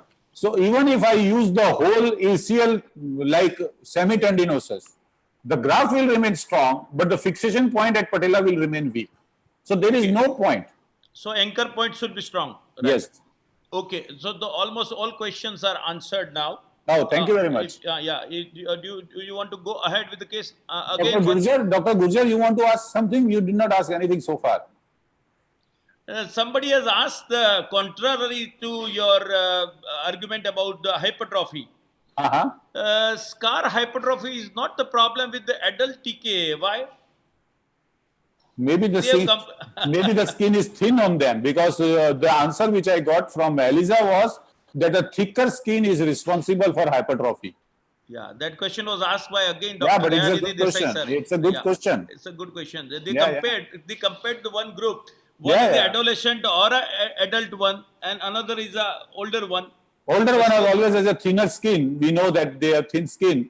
But the explanation which I got from a plastic surgeon and from a very senior MPFL surgeon is that a thicker skin has a more chance. So of reduced fat one, or not the fat, the skin itself, the dermis skin is itself thick. is lax. The dermis is thick. Okay. You can move ahead with the next program or your case or something if you want. I think the Sundar has a case presentation to be shown. Sundar, can you just show share that? the screen. Share the screen. Okay. I think the same points have been discussed with Luthul Faro also. The combined stop other screen. Dr. Yogesh Parikh has commented just now. One of the best webinar I have attended. Great addition to my concept and knowledge about patellofemoral instability. Dr. Wow. Yogesh Parikh. Thank you, Dr. Yogesh Bhai. We are overwhelmed. Thank you very much, sir. And Dr. Pranav has said that the excellent webinar and a panel answering all my doubts. Wow. Thank you, Pranav. Thank you very much for the compliment. Okay. Meanwhile, he's presenting. Okay, go ahead, sir. Okay, I will go ahead with this case. I think this one of the case I think will summarize most of the points which have been discussed. Yeah. With the underlying bony deformities. So she's a 19 years old girl, had a habitual dislocation of the both patella. I think it's a 6 years duration, and she had a more problem issue on the left side rather than the right side, and it dislocates in every flexion and extension. Of course, there is no trauma as is having for quite long time. So one of the important factor to see in this patient is the alignment. So I think when you make the patient standing, and if you make the patient walk, then you know the most of the time you can assess the alignment. You can assess the alignment. You can see the rotational deformity. Most often you can rule out by making the patient stand and walk. Here you can see that this patient doesn't have much any genu valgum or any rotational deformity, and you can see that the flexion and extension of this particular patient, it's almost in the entire flexion she has got a dislocation. Maybe I can repeat that video. You can see that it is dislocating in 20 degree. It is easily dislocating at 70 degree and 90 degrees. So it is very highly dislocatable joint up to 100 degrees, 90 to 100 degrees. This is one of the patient has got a highly vulnerable for a habitual dislocation. And the patient has got a very good range of movements. And you can see that again, rotational deformity can assess by doing the prone position. We can rotate and see whether there is more internal rotation. And you can see this patient has also got a patella alta, and you can see that the Blumescent line, and you can see the patella. So normally your lower pole of the patella should touch the Blumescent line. You can see this is a very high. You can see the CD ratio is 1.34, and the TTDG distance is around 25 mm. And you can see that another X-ray, I think which we can see that there are some of the important points which you look for a trochlear dysplasia, which you are able to see the supratrochlear spur over here. You can see the crossing sign, you can see the double contour sign. So you have all the marks for the trochlear dysplasia, and you can see the sulcus angle is 154. It's very wide. You can flat trochlear groove, facetal asymmetry, and you can see the CT and MRI shows almost type 4 trochlear dysplasia. To summarize, so this patient has got a dislocation all around in the flexion and extension, got a patella alta, have a TTTG distance of 25 mm, and the type 4 trochlear dysplasia. How to proceed about it? So we can have one panel discussion opinion. Deepak and Lutul.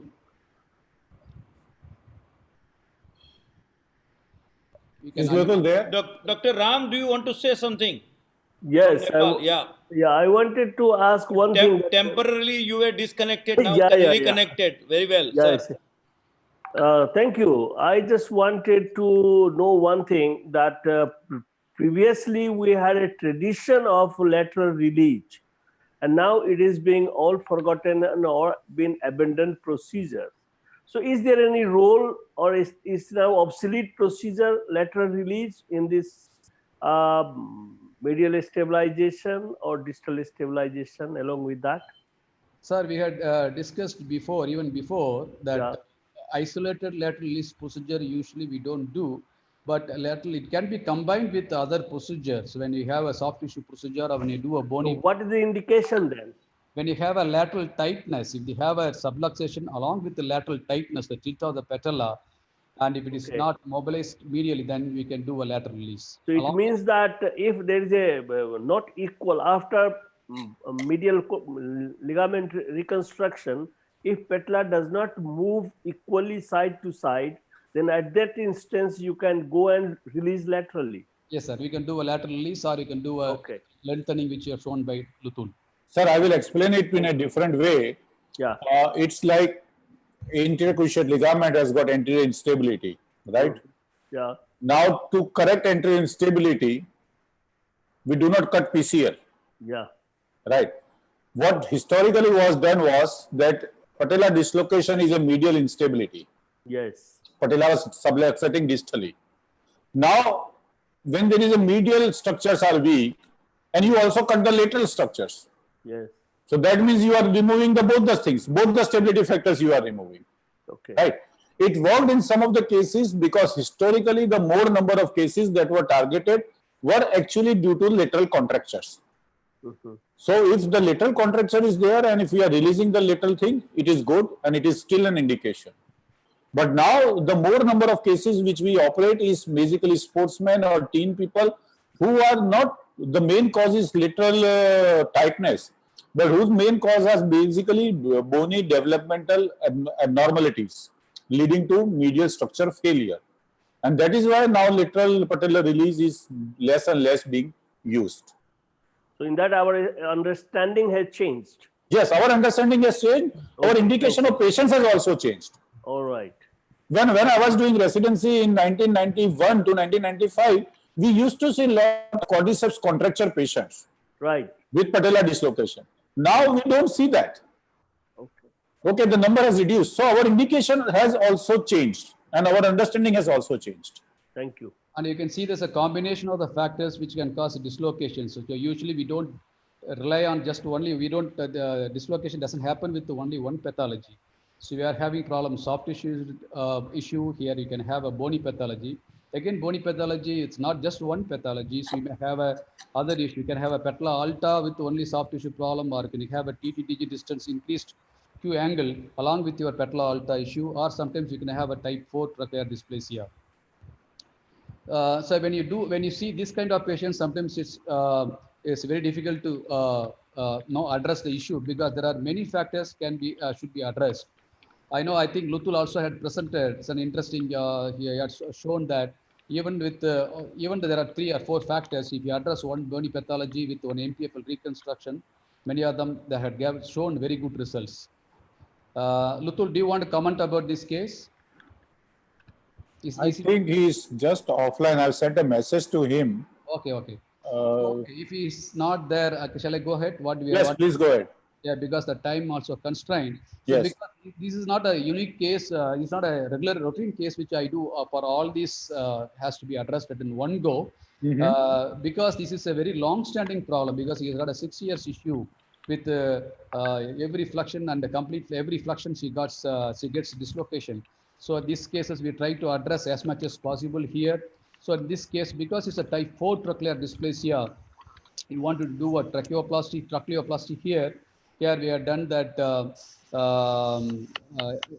You can see that we had elevated the flap with the 3 mm of bone, and we had done the deepening, sulcus deepening, and also we had put a grooving over there so that she has a grooving is which we placed a little bit lateral, and this is the flattening of the lateral facet.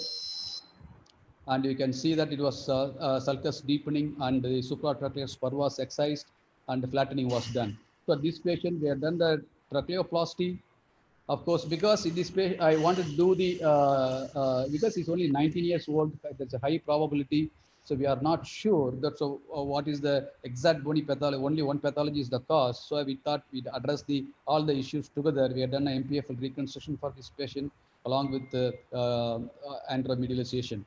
Of course, it's a bit overkill for this patient, but if you are able to do within 1 hour or 1.5 hours of all these three procedures, sometimes they do very well. So you can see that is the end of the procedure. You can see that tracheoplasty, we had done the TT transfer, and at the same time, MPFL reconstruction with the same incision was extended, and we could do all together. So that is a post-op. Sorry, I couldn't show the post-op X-ray. Sorry, there is a post-op X-ray is missing here, but she's doing well. It's around 6 months follow-up.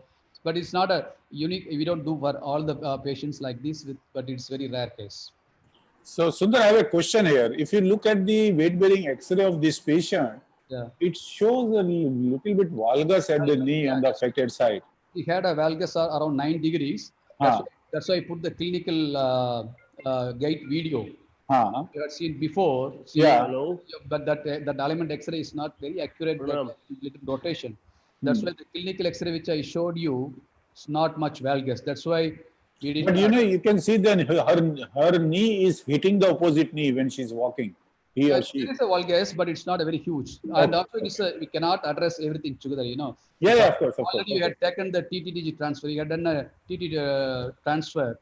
It's too much to address everything together. No, I totally agree. You have done a remarkable job. Valgus of around 9 to 10 degrees, definitely more than the right side.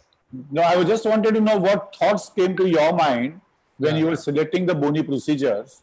That why you prioritize one procedure or another procedure? Because usually I face this problem when I see the next case which I'm going to show is the similar case where I saw lots of bony problems and I was confused what to do and what not to do. So how you choose that, okay, this is going to be more helpful than the other procedure? And we know that MPFL is a supplementary procedure as already we discussed before. So we're not going to discuss MPFL. And of course, these patients got a valgus, and you know that this case got an increased Q angle. So anyway, I thought of decided to do a tuberosity transfer, which I had already in mind. So that's what I might have done maybe 2-3 years before only TT transfer along with MPFL reconstruction. Okay. Because this more progression, more good results with sulcus deepening procedures for especially for the type 4 tracheal dysplasia.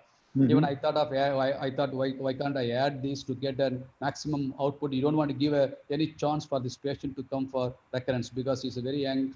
He had multiple problems. He has had a chronicity of 5 to 6 years duration, with so much dislocation happening around 90 to 100 degrees. So I didn't want to take a chance. So I thought I will address the tracheal dysplasia too. Okay, very well, well explained. Sundar, can I ask you the patella aorta? That cannot be addressed with these. I didn't address that. I didn't want to overkill to do a distillation along with anteromedial. So just we did only anteromedial transfer. Sure. Good. So do we have any questions, Navin, for Sundar? I don't think. I think you complete the case, then we'll take last. Okay. So I'll start with my case. Sundar, you are done? Shall I proceed? I done. You carry on. Yeah. Okay. So this is my case, and it's also a very tricky case for me. It was a 27-year-old female, and if you look at it, there's a J sign which is positive, I'll play that video again. When she's flexing the knee, her patella is tracking in the center of the trochlea. Only on extension, the patella is dislocating. Look at again. See, as soon as she flexes, patella goes into the center and then it is tracking well. But only on extension, patella is subluxating or dislocating on the lateral side. Now look at this video. We'll play it again. When she's extending the knee, she is able to do it, but when she's flexing, the patella is coming in the center. So we thought, as we have discussed so far, that MPFL role is between 0 to 30 degree of flexion, and it is a J sign positive. So this patient is having MPFL tear, and that is keeping the patella dislocated on full extension. But as soon as she is flexing her knee more than 30 degrees, patella is tracking centrally in the trochlea, and that should be good enough. Mind well, if you can see here, there are 4 scars. She has already underwent 2 surgeries before this. One surgery was just an arthroscopy and nothing was done, and another surgery, medial imbrication was done, and she did not have any result with that. And I thought, okay, it's a simple MPFL reconstruction that is going to be needed. And as I was talking to Sundar, I got all her profile done. And as with Sundar's case, it was very confusing because if you look at this knee, there is a little bit of valgus. If you look at this picture, then there is a trochlear dysplasia which look type B or C. There is insult salivary index of 1.27. So it's not too high, but it is definitely not normal. If you look at TTTG distance, that was normal. It was 9.5 millimeters, except TTTG. Every angle and every other thing was abnormal in her knee. And I thought, okay, she has recurrence, 2 failed surgeries. So what I have to do is something definitive I should offer to her so that her problem is taken care of. But then what? What bony surgeries? Because there are, everything is abnormal looking over here, and how many surgeries I can do. So I thought that, okay, I will keep everything ready for trochleoplasty, for tibial tuberosity transfer, and for MPFL reconstruction, as well as for the osteotomy. But first, let me have a look or arthroscopy. But before I could decide that, my attention was caught on this MRI picture, which showed a huge cartilage lesion. You can see here the big cartilage defect, which is present over here, on this side, over here. So that was another problem. Recurrent dislocation of patella, so many abnormal bony factors, and a huge cartilage defect. So it was like one of the most complicated cases I have. And if I look at all the trochlea pictures, then if I look at this, it is type D. If I look at this, this is type B trochlea dysplasia. So again, I was confused that what I'm dealing with. So I decided to do arthroscopy. And on arthroscopy, all my concept changed because I saw that patella is continuously literally subluxated. But when I'm flexing the knee, actually it is not tracking in the center of patella as it was looking clinically, but patella is tracking in the lateral gutter, right? You can see there is no patella over here. Patella is in the lateral gutter, and whenever I'm flexing, the patella is moving in the lateral gutter, and there is a big cartilage defect on medial patellar facet. So that made me confused that whatever assessment I did pre-operatively has changed. Pre-operatively, I thought that patella is relocating at 30 degree of flexion, which it was not. And then I again reminded of pre-operative video and look at pre-operative video.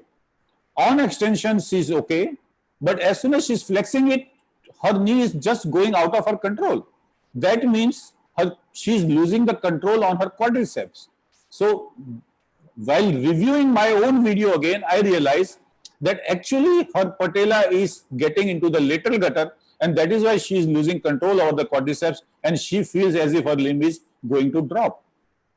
So, okay, that was done, that patella is not tracking normally in this part, and then I thought, let me start and do the MPFL and see what is happening. So I did MPFL using the superficial quad technique. I fixed it well, as I showed in earlier slide, and then I did the rechecking. And to my surprise, the patella came into the center. It was tracking normally in the center of the trochlea. There was no lateral maltracking. There was no lateral subluxation. There was a huge cartilage defect in the patella which was seen, and some erosions on the trochlea. But otherwise, it looked okay. So I thought, okay, whatever we had been discussing or we have been thinking all this year, that MPFL is the victim, and sometimes you just don't treat the culprit, just treat the victim, and patient should be happy. And my old belief was, becoming true over here, that why complicate the matter with the bony procedure, and let me accept that. Of course, this cartilage defect will require something at a later stage, but at present there were too many abnormal biomechanics to make a decision on that. And here comes the follow-up. It was, I think, around 9 months of follow-up. So this was pre-operative picture where the limb was hanging, and this was follow-up picture. She had a good control on patella. It was stacking normally, but J sign was still positive.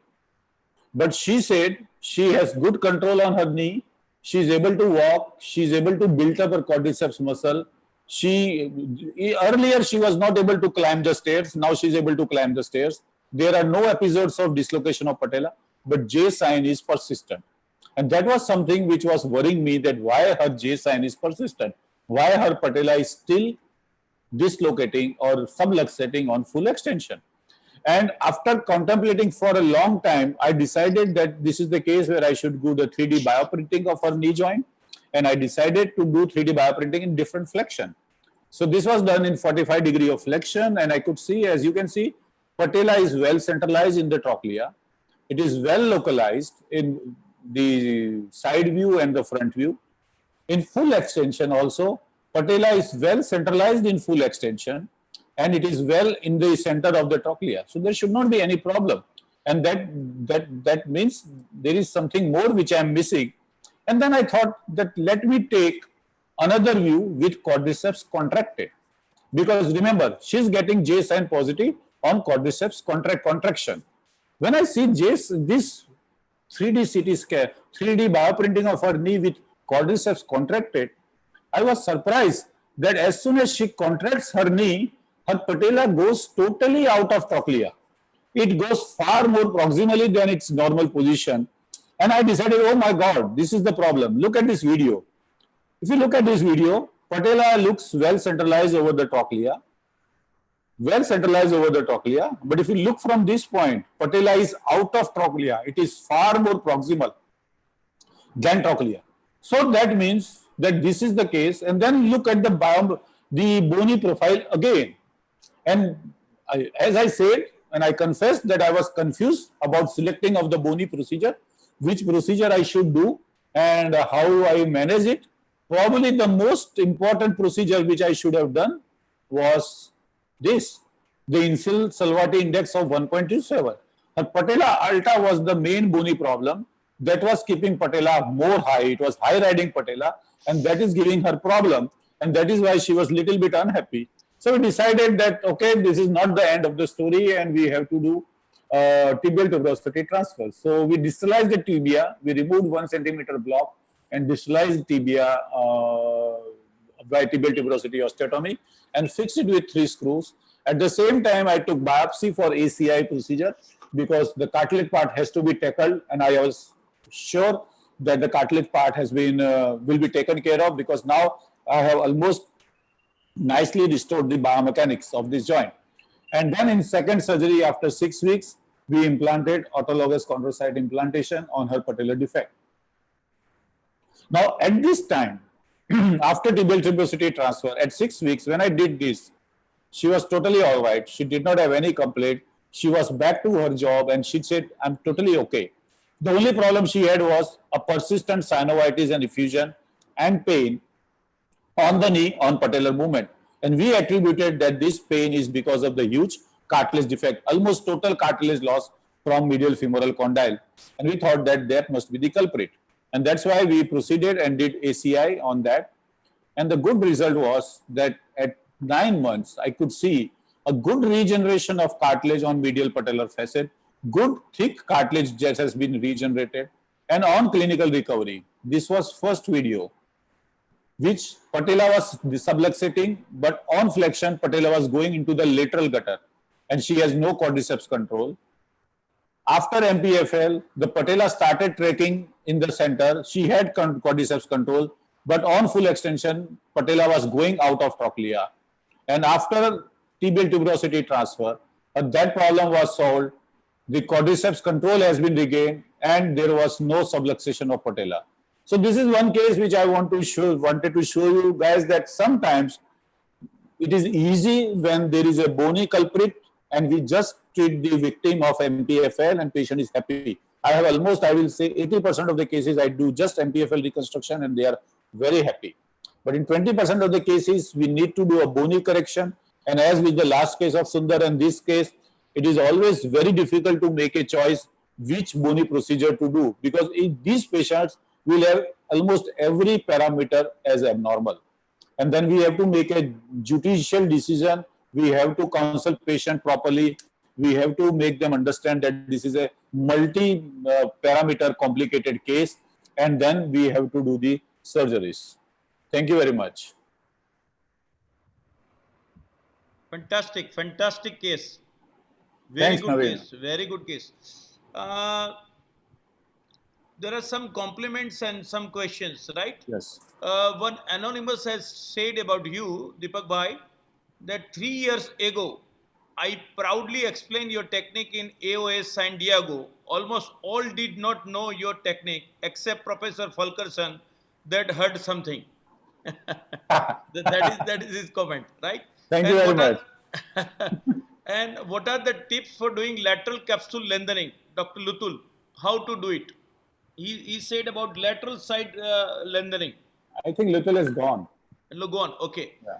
Then another question by Terranes, the Fulkerson sir or a Deepak, MQTFL reconstruction is in addition to MPFL or is it effective standalone? So there is no additional procedure. The only thing is that the where you turn the flap little proximally. So when you turn the flap little proximally, it will serve both the purpose. It will remain, distal half will remain attached to the patella and proximal half will remain attached to the distal quadriceps tendon. So it is no additional procedure, just the turning point has gone little proximal. Okay. Now the arthrotomy from the middle side or a lateral side for combined sulcus correction and TTO. So that depends on what type of trochleoplasty you are doing. If you are doing lateral sulcus elevating osteotomy, as Dr. Sundar has said, then of course the incision has to be on the lateral side, isn't it, Sundar? Yeah. And if you are doing a medial procedure along with, then you can do a medial arthrotomy. Okay. So Sundar, most of the time, I think you would do a medial medial arthrotomy, right? Yes. And Because, yes, if you suppose if you have doubt, if you want to do like all three procedures together, even you can go a midline approach, which I done for that case. So that you can do the lateral side, you can do a trochleoplasty, so that the medial, when you do a MPFL, you can address the MPFL patellar incision through the same incision. I see you don't use that Arthrex jig. You actually just use it freehand. I have not used that. Yeah, I just used blindfolded. Because I know that I kept it 3 to 4 mm to the cartilage, because you don't want to get a necrosed cartilage at the end. You should have enough bone, so you have to be very careful and you have to do it very slowly. But you use a power bar. Yes, the power. Okay. Deepak bhai, in your case, was SCL done with lateral parapatellar approach in the third stage? Yes. So that's a very good question. Because MPFL was done on the medial side, there was no question of doing medial arthrotomy, right? So I had to do a lateral parapatellar arthrotomy. And I would like to share that it is always easy to do medial parapatellar arthrotomy because you can evert the patella to a very good extent. But when you have already reconstructed the MPFL, it is very difficult to evert the patella from lateral side. And that is why if you can see my video, I was not able to fully evert the patella, and it was a difficult job putting those gel drops with partly everted patella. But still, I have to do it from the lateral approach. Okay. Now, again, there is a compliment and a question from Dr. Yadav. In full extension, the patella is non-articular normally. How does this change with patella alta? A great case to show. Thank you very much, Dr. Yadav. It is non-articular because it is away from the femur. But the position of patella is always in contact with the trochlea. And that is evident by the Insal-Salvetti index or whatever patellofemoral indexes which we use, either Caton-Deschamps or any other thing. That's not that the patella goes out of trochlea. It remains not in contact because it remains slightly away from it. Okay. But Deepak, was it essential to get that last bit? I mean, even in full extension, there's no real forces in the patellofemoral joint. Was it essential to still actually align it? Because what was happening was that patient was ready for ACI. Sure. But all the time patient had abnormal biomechanics. If I am seeing a patient where the patella is subluxating in full extension, how can I do a ACI procedure? Because I know if there is a side-to-side movement of patella, ACI will fail. Agree. Right. So I had to restore the biomechanics, and with such a large lesion of cartilage, there was no other way for me to treat that except ACI. Sure. I think in that case, even still you have some trochlear dysplasia. Yes. But I think that the J sign, why it was not completely getting all right, maybe because of some still underlying trochlear dysplasia is there, but the patient may not have any issue because of that. That's why then even in the extension, you may have a slight lateral tilt when you do a complete extension, but that is not going to affect the patient movements. I think it can be, yes. Yes. Here also somebody says that there was some biomechanical fault from the very beginning. That's why it was happening. So you corrected the biomechanics first and then the biology. Right. I think it is all over now. Wow. So we are very much thankful at Gujarat Orthopedic Association, Dr. Ram, Dr. Kamlesh Bhai, Dr. Gurinder, Dr. Sundarajan, and our foreign faculties, and particularly Dr. Deepak Bhai for arranging and coordinating everything and moderating complete material. Thank If you you. see, we have gone 1 hour 17 minutes more. Yes. We are sorry for that if you have extended the Still time. we have completed. No, I have enough time. No Okay. issue. But Okay. it is recorded. So anybody wants to see in the PCs, they can see in the PCs also. Oh, all right. So that is an advantage of anytime they can go forward and backward and see the cases. So agenda should not be shortened. Agenda can be longer. No issue. Okay. Today morning, scaphoid went for 4 hours 29 minutes. Wow. 4 hours 29 minutes. It was a fantastic show. So again, I'm thankful to all. Now I'm stopping the streaming, and then you can have a 1 or 2 minutes chit chat in a relaxation